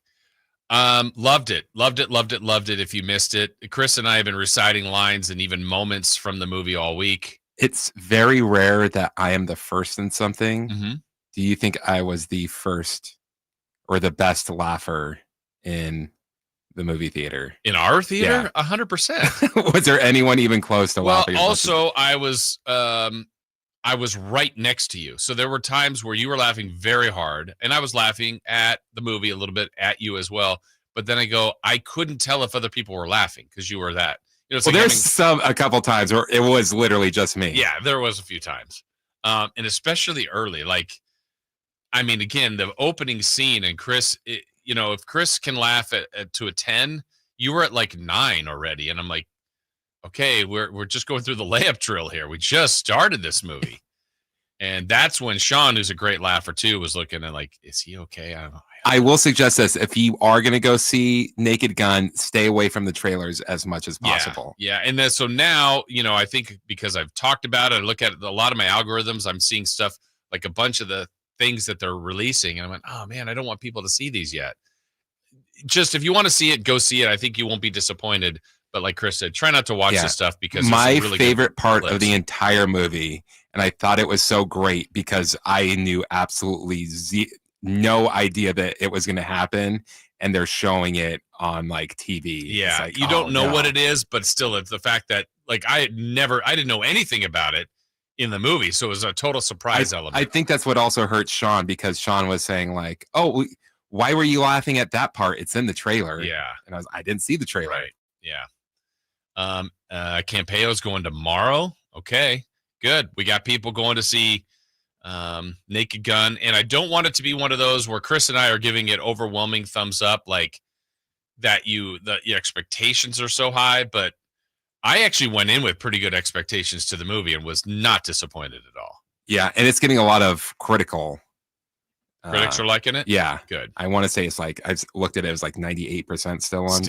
That's amazing. So again, if you've seen Airplane, Hot Shots, Naked Gun, it's slapstick.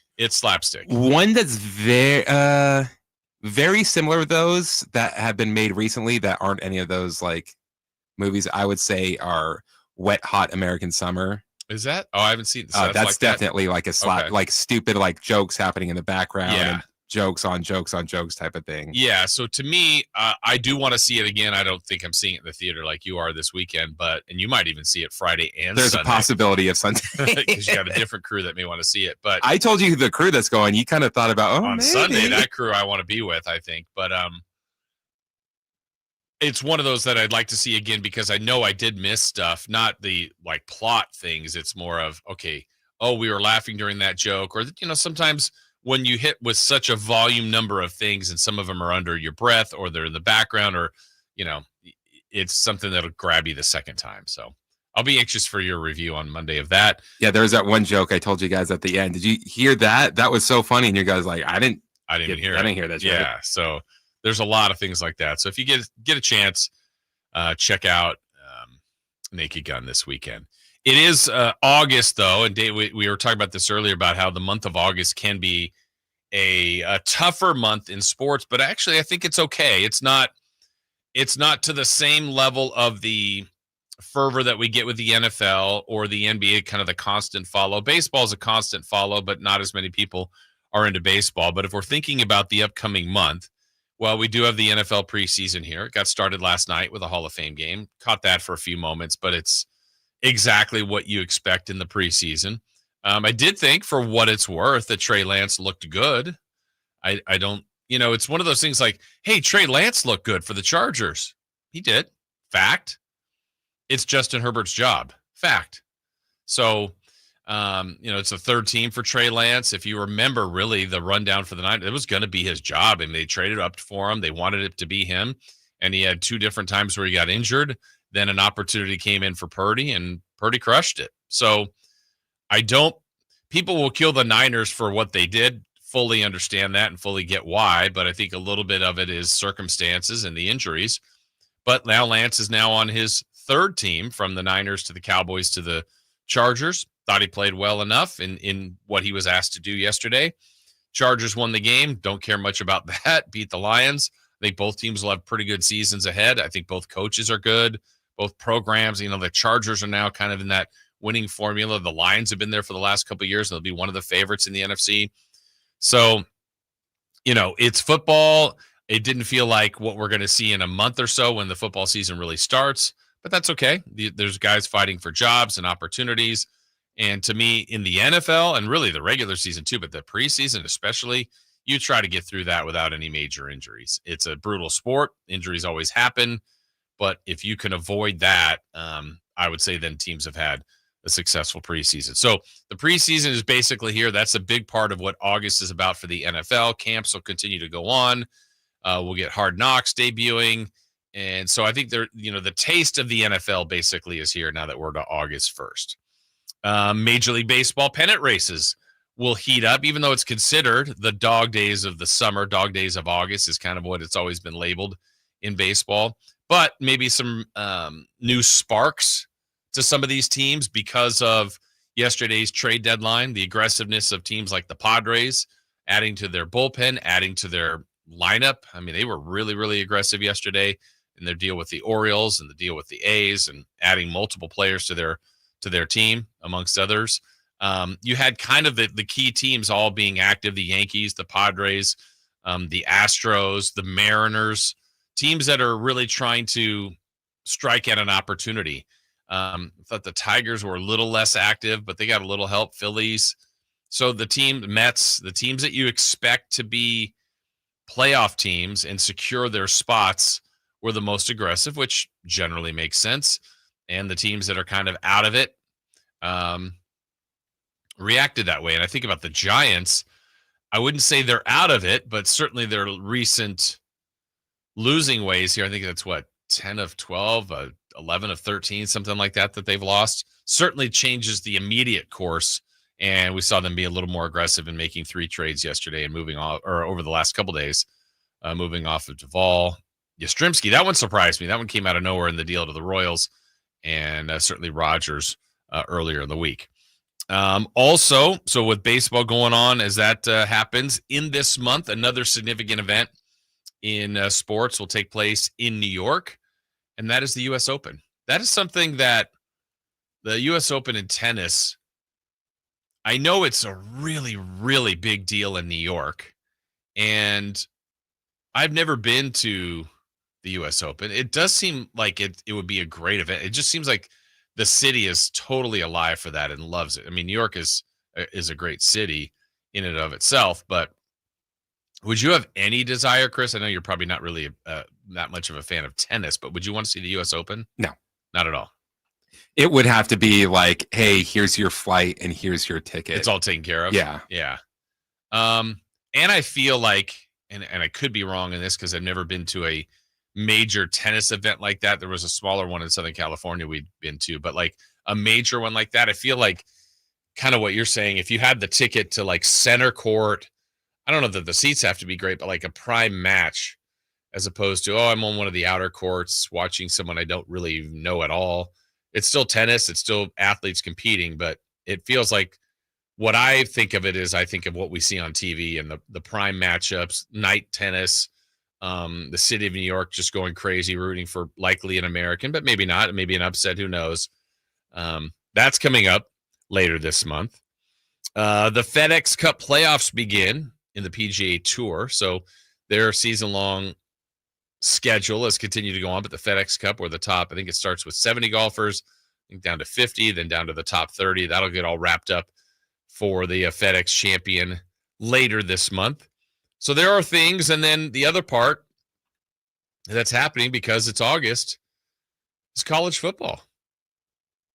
college football is just about here. In fact, UC Davis is playing.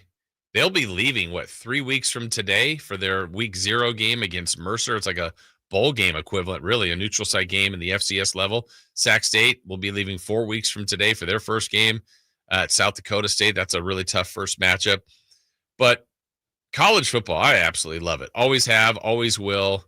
I know you've been a fan of college football over the years. I know you hate the business part of it, Chris, but are you still into college football as much as you once were? Or no, like you said, with the business stuff, it just feels gross. Yeah. And it's not like the players getting paid. It's just how much money there is. Yeah, how much money that they're bringing in, and like how these colleges are bringing in billions upon billions of dollars, and at the same time charging insane amounts for their tuition. Where like, okay, where is this money going? Yeah, I think, and I don't know this.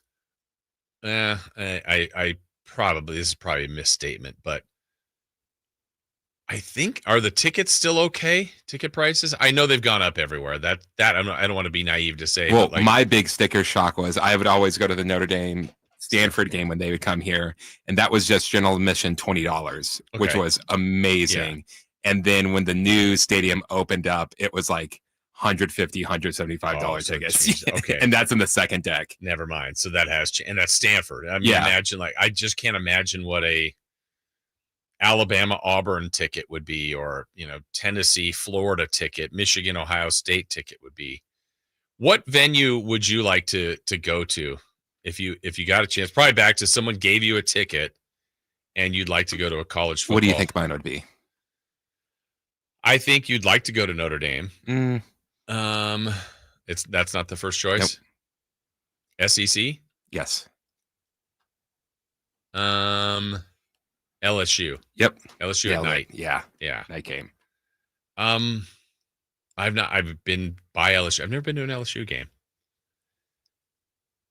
Yeah, that'd be pretty nice. I think that'd be fun. I love the bands. Can you believe Dave's going to be going to a bunch of SC games this year? Yeah. Well, allegedly. Well, and I will say that I haven't been as a fan to an NFL game. I've been a couple times working it, but the college games are so much fun. Yes. And I'm not even like Notre Dame, Stanford, like ton of fun, but also like I went to a random Reno game Nevada, like when I was a kid that I had a bunch of fun at. Sac State. Yeah. Like it's when was the last time have you been to a Davis or a Sac State game in a while? Last Sac State last year or 2 years ago? I took my friend and his kids. That's right, last year. Yeah. You've been good enough. I think like once a year I go to a Sac State game. Try to hook you up. And I say, do you remember me? And they're like, no. Yeah, I mean, I love those games. I love that atmosphere. I love the level of football. 1, 2, obviously being Davis or Sac State is right here locally. It's easy to get to. Stanford and Cal games, San Jose State, Fresno State. I just think, to me, there's something about college football that has always been a draw for me. It just always has. I mean, I guess I grew up with it. My parents had season tickets forever at UCLA. And so it was a regular part of our routine for Saturdays. And I know that still is for a lot of the country and a lot of these places for college football, like the Alabamas, like in Tuscaloosa and some of these, what are quote major programs, but they're smaller communities, and they all come out for it. And I remember as a kid, we had a family event, a family reunion, and it was in Oklahoma, and it was right in Norman. So it was like right where the university is. Gross. It was hot. It was sticky. It was all of that. But Chris, I remember, I don't know, I was probably 10, 11, 12, somewhere in that range.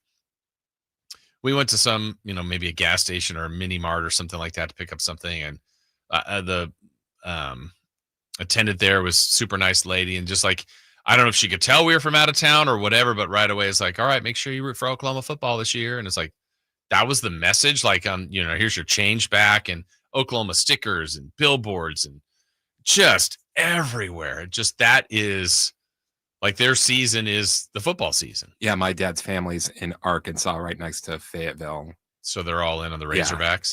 Yeah.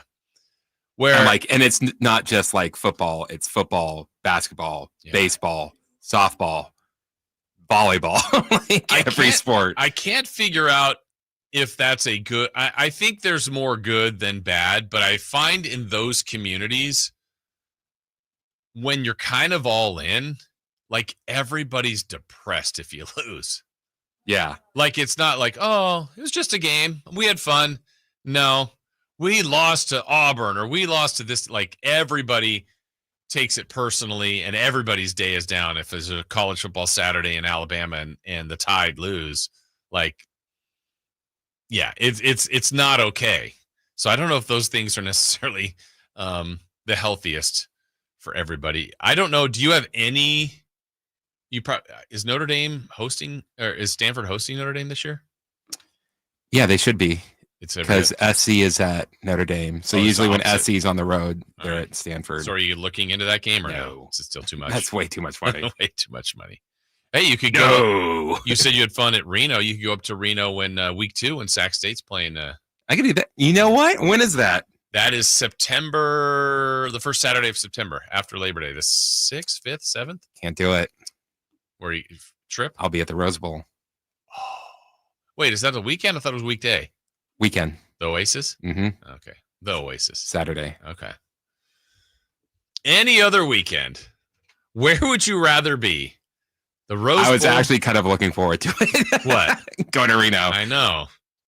Could have taken a road trip to Reno, watch the Hornets take on the Wolfpack. Instead, you'll be watching Oasis. Oh, well, let's see. The Rose Bowl. Oh, I guess maybe we can make that happen. Let me see real quick. You can't do both. No. But who is going to be there at that?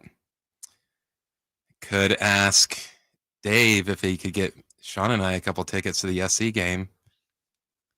Root on Georgia Southern. Yeah, go Georgia Southern. Do the doubleheader. I did a doubleheader in LA. I don't know how many years. Well, this is how many years ago it was. Tennessee was playing UCLA. That was the second game. The first game was Washington at USC. So we left that one a little bit early to get over to the UCLA game. That was the varsity game. But it was UCLA, Tennessee, and Tennessee had Peyton Manning. Oh, that's how long ago it was. Wow. And you Washington, I think, had Napoleon Kaufman on their team at that time against USC. But that's fun to do that doubleheader. It doesn't happen that often where they're both playing and they're separate, times. But yeah, you can go see that Georgia Southern SC, and then you'll allow it. We'll allow it. And if you go and you and Sean are wearing Georgia Southern gear, rooting against SC, say go Eagles. Go. That's who they are. Yeah. Okay. Perfect. But yeah, that's kind of the way the month is laid out. For basketball, this is the quietest time, obviously, for NBA fans. The next 2 months. What? Got another conflict? 4:30 kickoff. Can't make it. Yeah.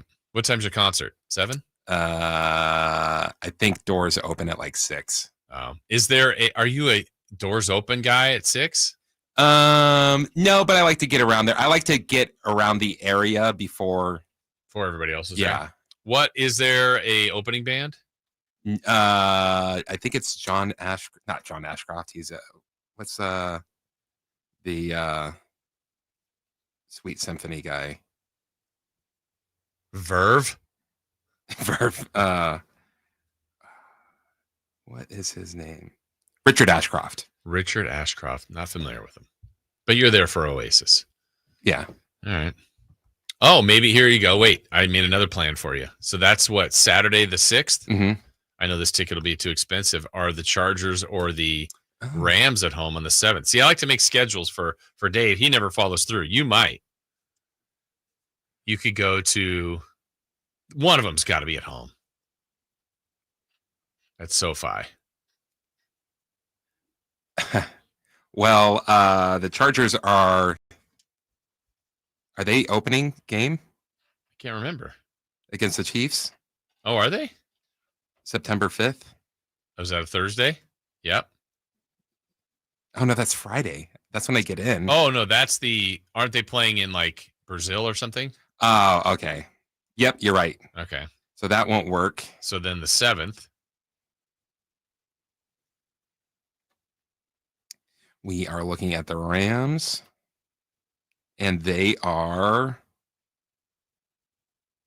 hosting the Texans. There you go. Oh, let me see what time. Oh, I think my flight's at like 3. I don't think I can make it work. That's week 1. Wait, why don't I see the Rams?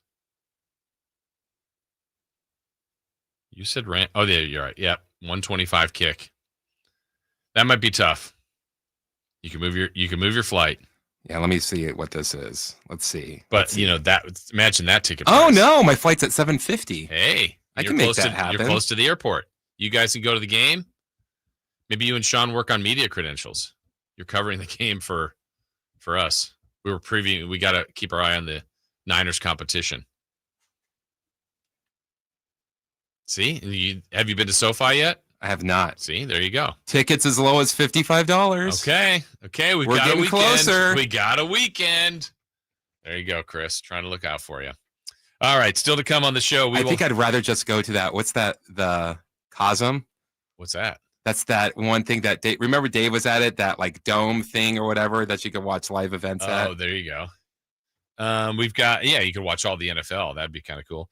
We got Friday Fun and Games coming up, but up next, What's on Deck, brought to you by our friends at Trex Decking and Railing, plus celebrity birthdays in the next segment. That's all coming up right here on Sacktown Sports. Live and local. With everything 49ers. Intercepted by Fred Warner. Dives for the end zone. Touchdown! San Francisco. La Bolger went up and caught the ball. Touchdown! The 49ers play on Sacktown Sports 1140. Progressive knows when you're on your boat, you're already on vacation. And Vacation You forgets all your worries. Vacation You doesn't even keep track of time and knows that time is a meaningless construct designed to control us, man. But Regular You knows you don't want to be too far out in the water after the sun goes down because Vacation You doesn't know how to navigate in the dark yet. Vacation You and Regular You really need to get on the same page. So bundle your boat with your home or auto policy and earn an automatic discount from Progressive. And spend the savings on the both of you. Progressive Casualty Insurance Company affiliates and other insurers. Not available in all states or situations. Lowe's knows hot deals help you get the most out of summer. Get up to 30% off select major appliances and get it delivered as soon as next day. Plus, get up to 30% off select patio furniture, grills, outdoor power equipment, and more. These end-of-season savings won't last long. Lowe's, we help, you save. Valid through 7/30. Selection varies by location. While supplies last. Valid on eligible in-stock orders in select locations. Price, delivery time, and vehicle availability may vary based on order size and location. Exclusions apply. See Lowes.com/delivery for more details. If you're 55 or older and into that whole saving money thing, T-Mobile has an exclusive phone and internet bundle just for you. Right now, get 2 unlimited phone lines plus 5G home internet for just $30 each per month with autopay, plus taxes and fees. And with 5G home internet, setup is easy with just 1 cord and no technician needed, which is great if you're also into that whole keeping it simple thing. Switch now and experience the best mobile network in the U.S. Visit your local store to start saving. T-Mobile, it's better over here. Based on analysis by Ookla of Speed Test Intelligence data Q4 2024 to Q1 2025, Ookla trademarks used under license. Unlimited on our network. Customers on voice plan may notice speeds lower than other customers and further reduction if using more than 50 gigs a month due to data prioritization. Video streams and SD on this plan. Home internet pricing after $20 a monthly bill credit plus $5 per line without autopay. Debit or bank account required. See 5G device coverage and access details at T-Mobile.com. A couple years ago, I was in the bathroom at the airport when I dropped my smartphone in the toilet. Not smart. I was multitasking when I should have been focused on the job at hand. Embarrassing, but I'm not alone. According to Google, 7 million other multitaskers accidentally dropped their phones into the bowl last year. A gentle reminder that right now you can get yourself a brand new Samsung Galaxy A36 absolutely free with a $35 plan from Pure Talk. The A36 comes with scratch-resistant Gorilla Glass and a battery that'll last all day, along with unlimited talk, text, and data on America's most dependable 5G network. In other words, it's tough and smart. Something to think about next time you're multitasking in the necessary.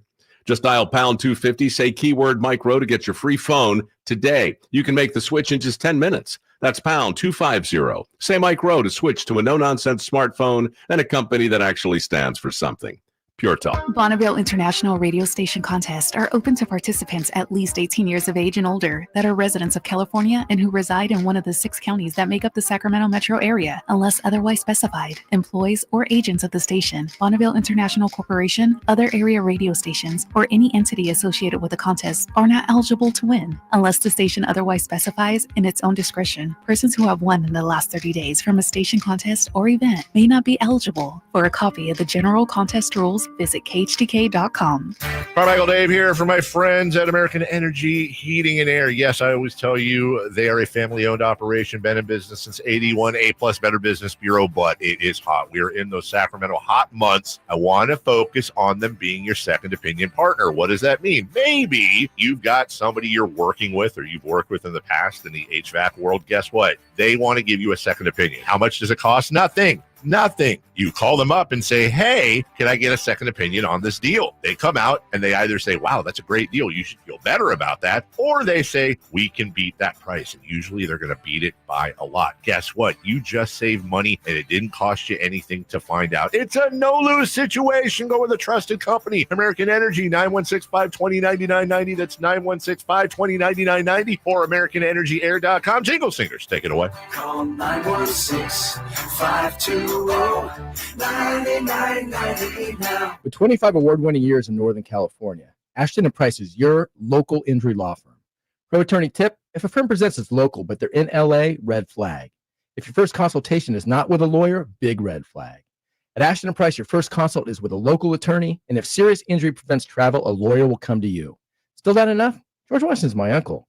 At Ashton & Price, no red flags, just red, white, and blue. Remember, for the best advice, don't think twice. Call Ashton and Price. Ladies and gentlemen, this is going to be fun. It's time for What's on Deck, brought to you by Trex Decking and Railing.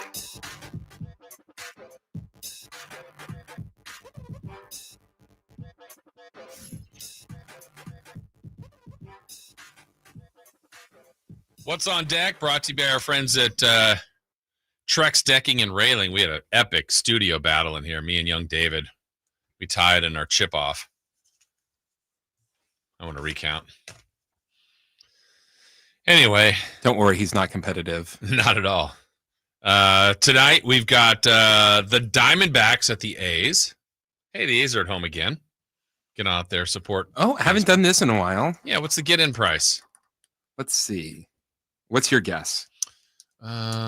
So what does it say? Like, that's the lowest ticket? Yeah. 16.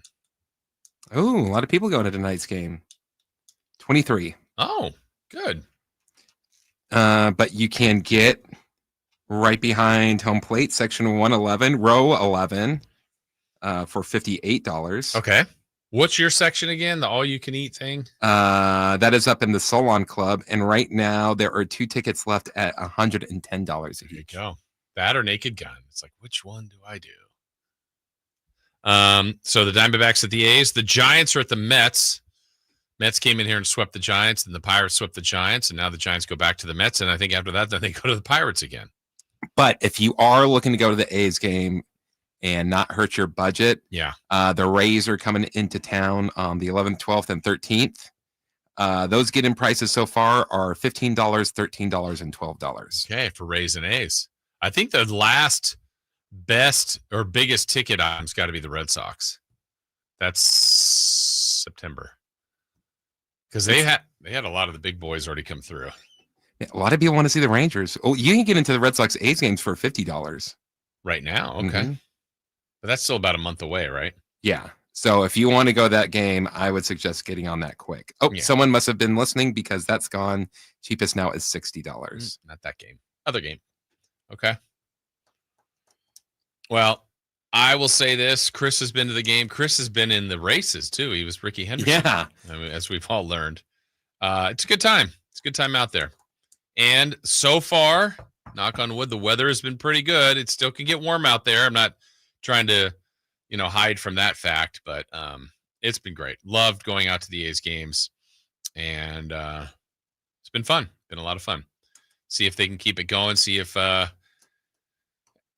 Nick Kurtz can keep hitting bombs and Rooker and so on and so forth. So get on out there this weekend. So you got Diamondbacks. Wouldn't that be cool if they had like a masher with the A's that could go for like 50. Yeah, 50 homers. Yeah, but and then there would be all this talk of like, yeah, he's good, but look at the park he's playing in. I think the park's kind of evened itself out now over time. In the beginning, it seemed like it was going to be like 8 home runs a game, but no, it's not the case.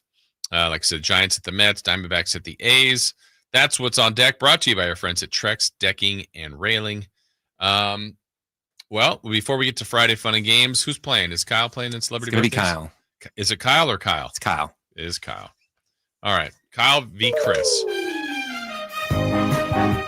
In Celebrity Birthdays, and they're meant to be spent with family and friends. That's birthdays I'm talking about. And nothing brings family and friends together better than crumble cookies. All right, guys. Hi. Hi, Kyle. Kyle, how do you feel like you're going to do on movies against Chris? I will. You know what? I think I can get one. All right, there's 2, and I think I know which one you have a shot at, but let's see. Guys, on August 1st, in what year did the movie Air Bud come out? Ugh. I went to that too.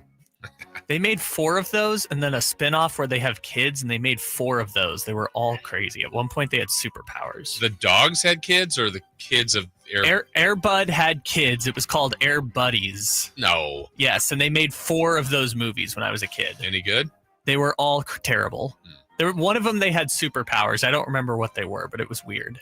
I'm going to say Air Bud came out in 1994. 1994.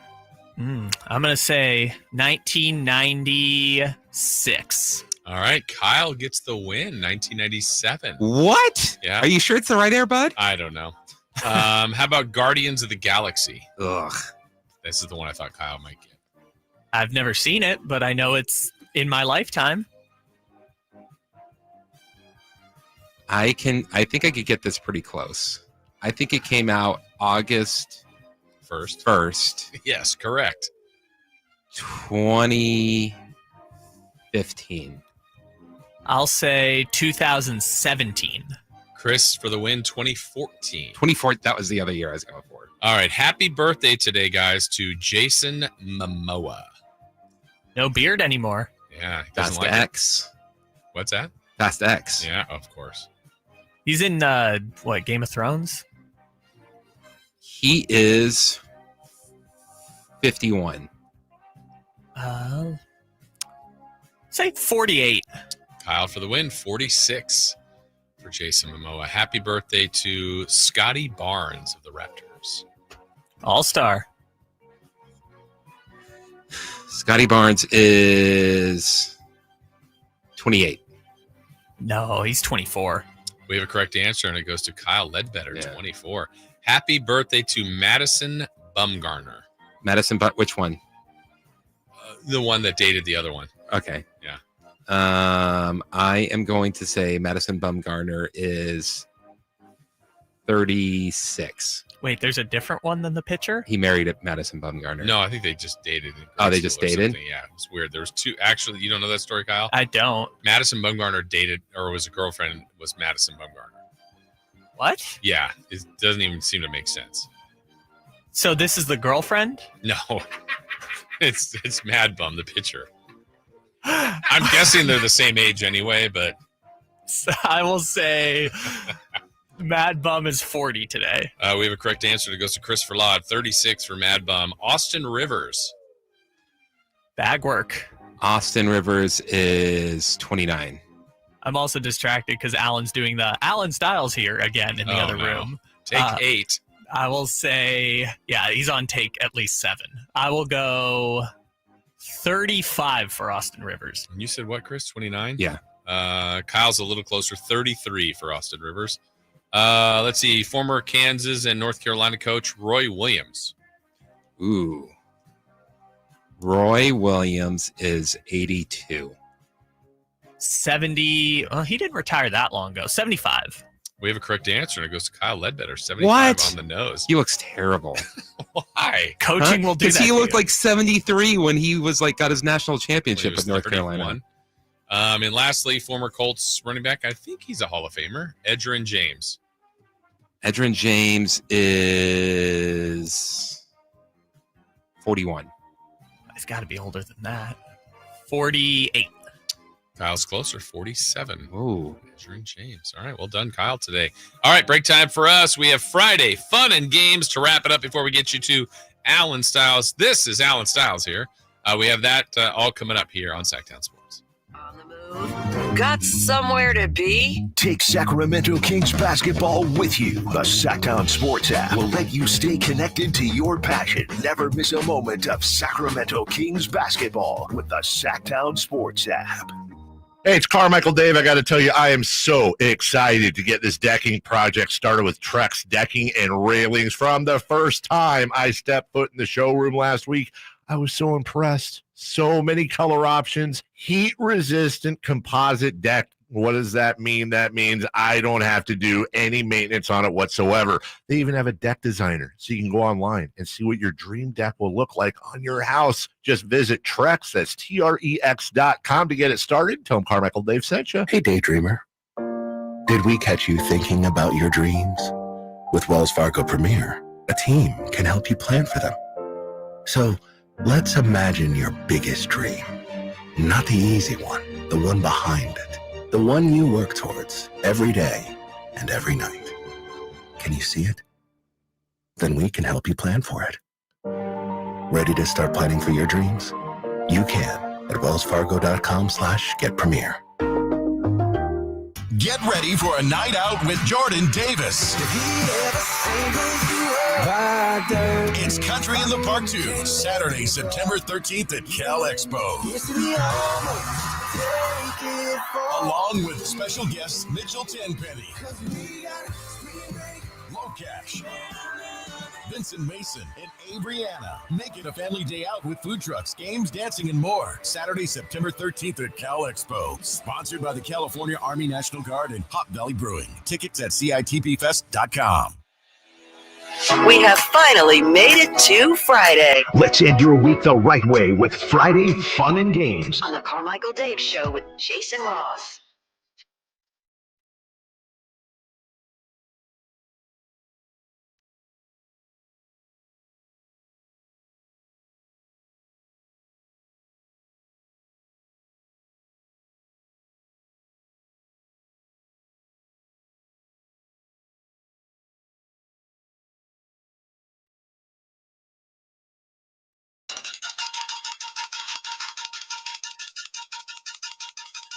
Gonna keep ringing the bell.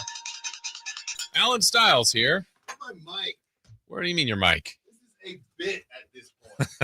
This is absurd. So he needs to put his headphones on because I've got something to say before he starts. Oh, you do? Okay. Alan, Chris needs you to have your headphones on because he's got something to say before you even start. Gosh. He's ready. He's got the headphones on. You got me in there, Alan? Loud and clear. I don't hear you. Loud and clear. You didn't hit yours on. Loud and clear. Okay, so before you start, Alan, I haven't decided yet if I'm going to the Banh Mi spot or not. So your thoughts?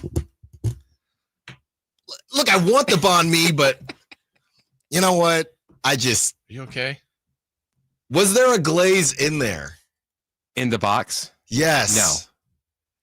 Who does that? Chris, you don't like the selection? This is honestly a comedy bit at this point. Is Dave here? No. Well, he was for the first 3 hours of the show. This is absurdity. Don't you normally get the glazed twist, Chris? Yeah, those weren't available today. Okay. Were normal glazed donuts available? I'm sure there was. You don't like the maple bar? It's They not saved one for you. glazed. I know, but Glaze is always the last. I'll try it. It's like always the leftover donuts. I'll try it. Sprinkle? No. Okay. Chocolate? So you like a maple bar? I'll try it. Try the maple buttermilk bar is the best donut in Sacramento. Is that in there? Yes. No. Let me see if there's still one left. No, probably not. Are you gonna be okay? Like, this is just to annoy me at this point.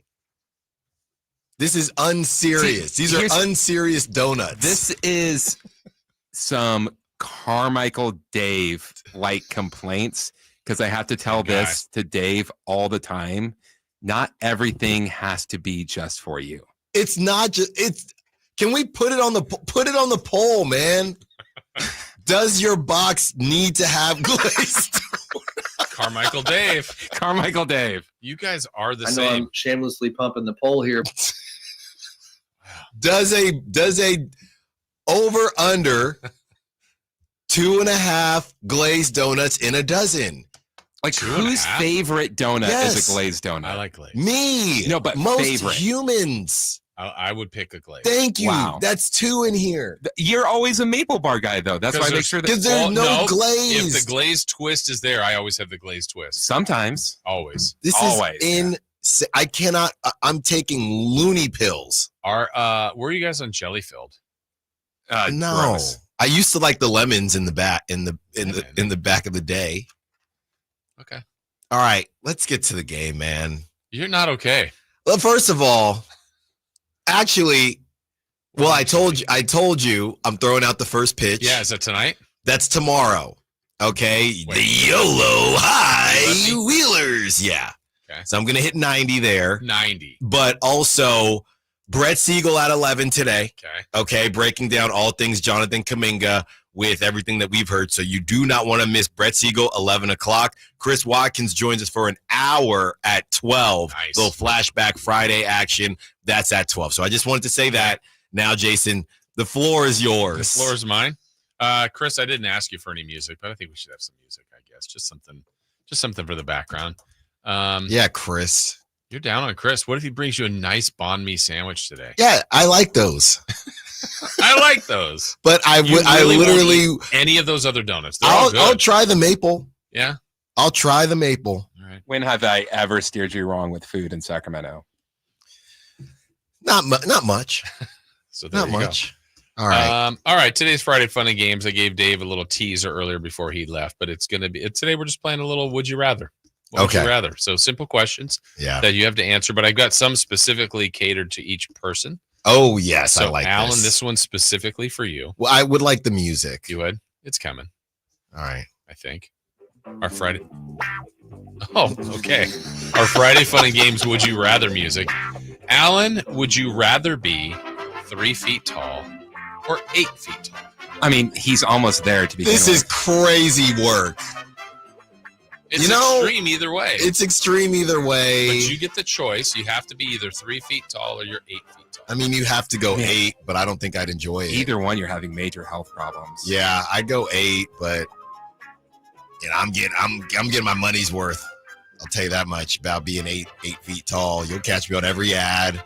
I'm gonna make. I think you get more. I don't know, unofficially, more questions if you're 8 feet tall. Like more people coming up to you. Yeah, I mean, how do you get on a plane? Duck.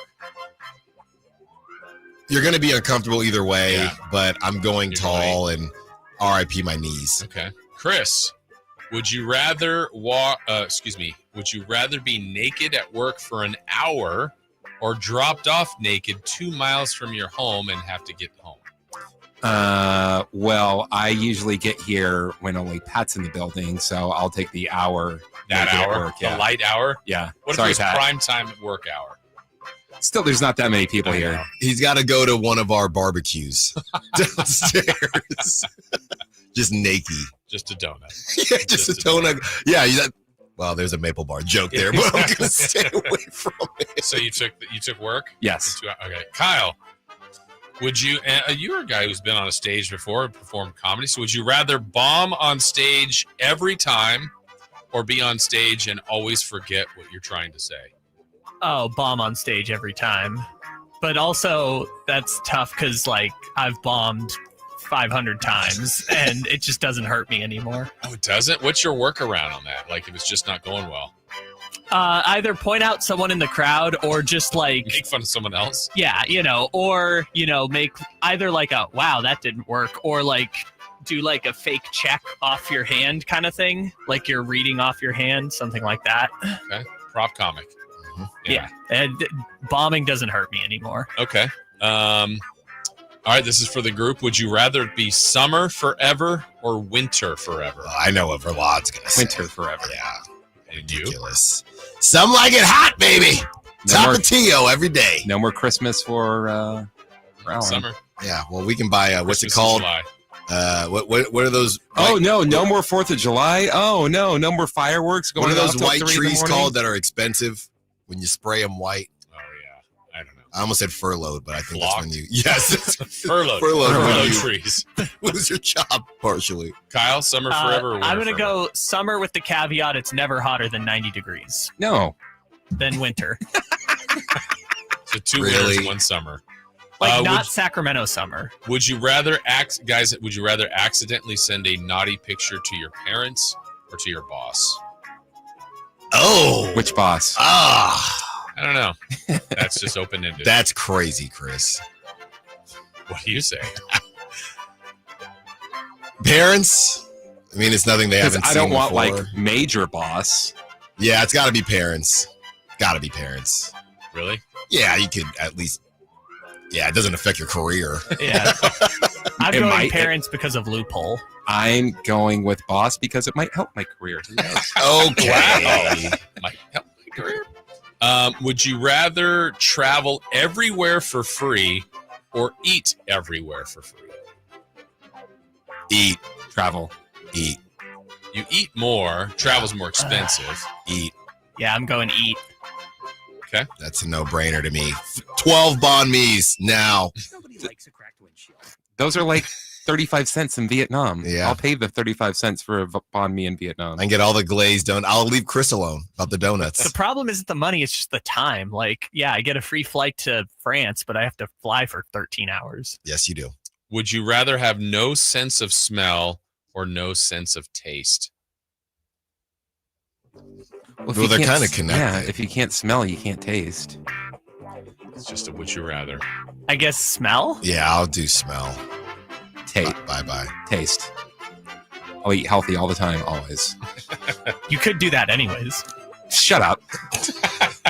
Smell a glazed donut. Would you rather be famous or Yes. rich? I know what Alan's going to say. What am I going to say? Famous. Famous. I'm already. I chat GPT'd myself last So night. in And how'd this it go? in Very well. in this situation, as I spend money, do I still stay rich? What do you mean? Like say This is I such a winner person answer. so like I say like, oh Chris, you just spent $1 billion on this. Am I still rich? I'm assuming you're just Just ripping play the your money. game. Okay, well then I will Because you take- want to spend it all so then you're no longer rich? Huh? You would say rich so you could spend it I all would no spend longer it be all rich. on good things. Yeah, I would be rich and no one would ever hear from me Yeah, ever again. I'd be rich. So not famous. Give me the fame. Oh, the You- opposite. I would be less available to people than I already am. You guys are all. This room's different than that room, isn't it? Yeah, I mean, I'm already there, so just give me the But like money. famous, I'm thinking famous and no money. I'm thinking that one person with the hide your kids, hide your wife, like that type of Oh, situation. no, I don't want that. But I'd be able to parlay that into something. I'm on somebody. Yeah, that happens. But you can't be rich. I'm on somebody's mic Yeah. the next day. But you can't be rich. I also love Alan saying that he is already famous because 8 people wanted his autograph at a River Cats It game. was 10. It was 10? Mhm. I mean, that's famous. Did you charge? I didn't. I do it for the kids, man. It's all for the kids. Yeah. Alan, I know you can't say this about your high school, but I'm the most famous person to come out of my high school. Maybe Alan is. I'm not done. Huh? You're not going to be the most famous person coming out of Who's your the high most school. famous person out of your high school? That's a great question. Besides you. Well, it's just one of the NFL players. Just pick the NFL player, right? Tom I mean, Brady? maybe no. I mean, Maurice Jones-Drew is probably up there. JD. You know, and they have it's just any NFL player that you choose. Kyle Harrison, Okay. you know, but I would go with MJD. I don't know the lore. Go Alan Styles above. Yeah, I mean, we're not done. Yeah. Nobody's Eric Allen, done. who's going in the Hall of Fame, went to my high school. Who? Eric Allen, he's going in the Hall of Fame tomorrow. Is he the most famous one from your high school? It's either him or Don Larson. Oh, gosh. Or David Wells. Oh, man. There's a famous cornerback that I can't remember right now from down south. Not that famous. That's right. When the people came up to you for your autograph, was it one and then there was just like everyone kind of followed, like I need to get his autograph, or was it like Yeah, it was a group of kids, and I just wanted to make their day, man. it's for the kids? You know, All I right, just wanted to. I'll ask you guys the one I asked Dave because I think I know your answer. But John Barry went to Allen's high school. Just John? Huh? John Brent. and Brent. Okay.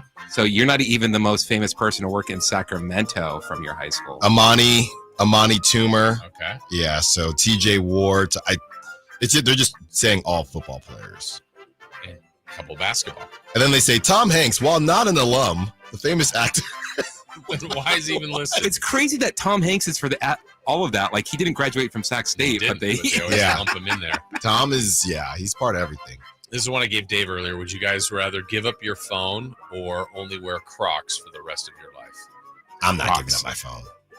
Everybody's Crocs? Sport. I will do Sport Crocs, yeah. I will do the phone only if it comes with the rich one earlier, because then I have money. Why are you parlaying all these together? Rich If in the I'm winter rich- at 85 degrees. If I'm rich, I want no one to ever contact me ever again. Sport mode Crocs. What about if you had to go dressy? Black Crocs and fill in the holes. Got to be careful with that, Alan. Just fill them in. Or dark socks. Yeah, exactly.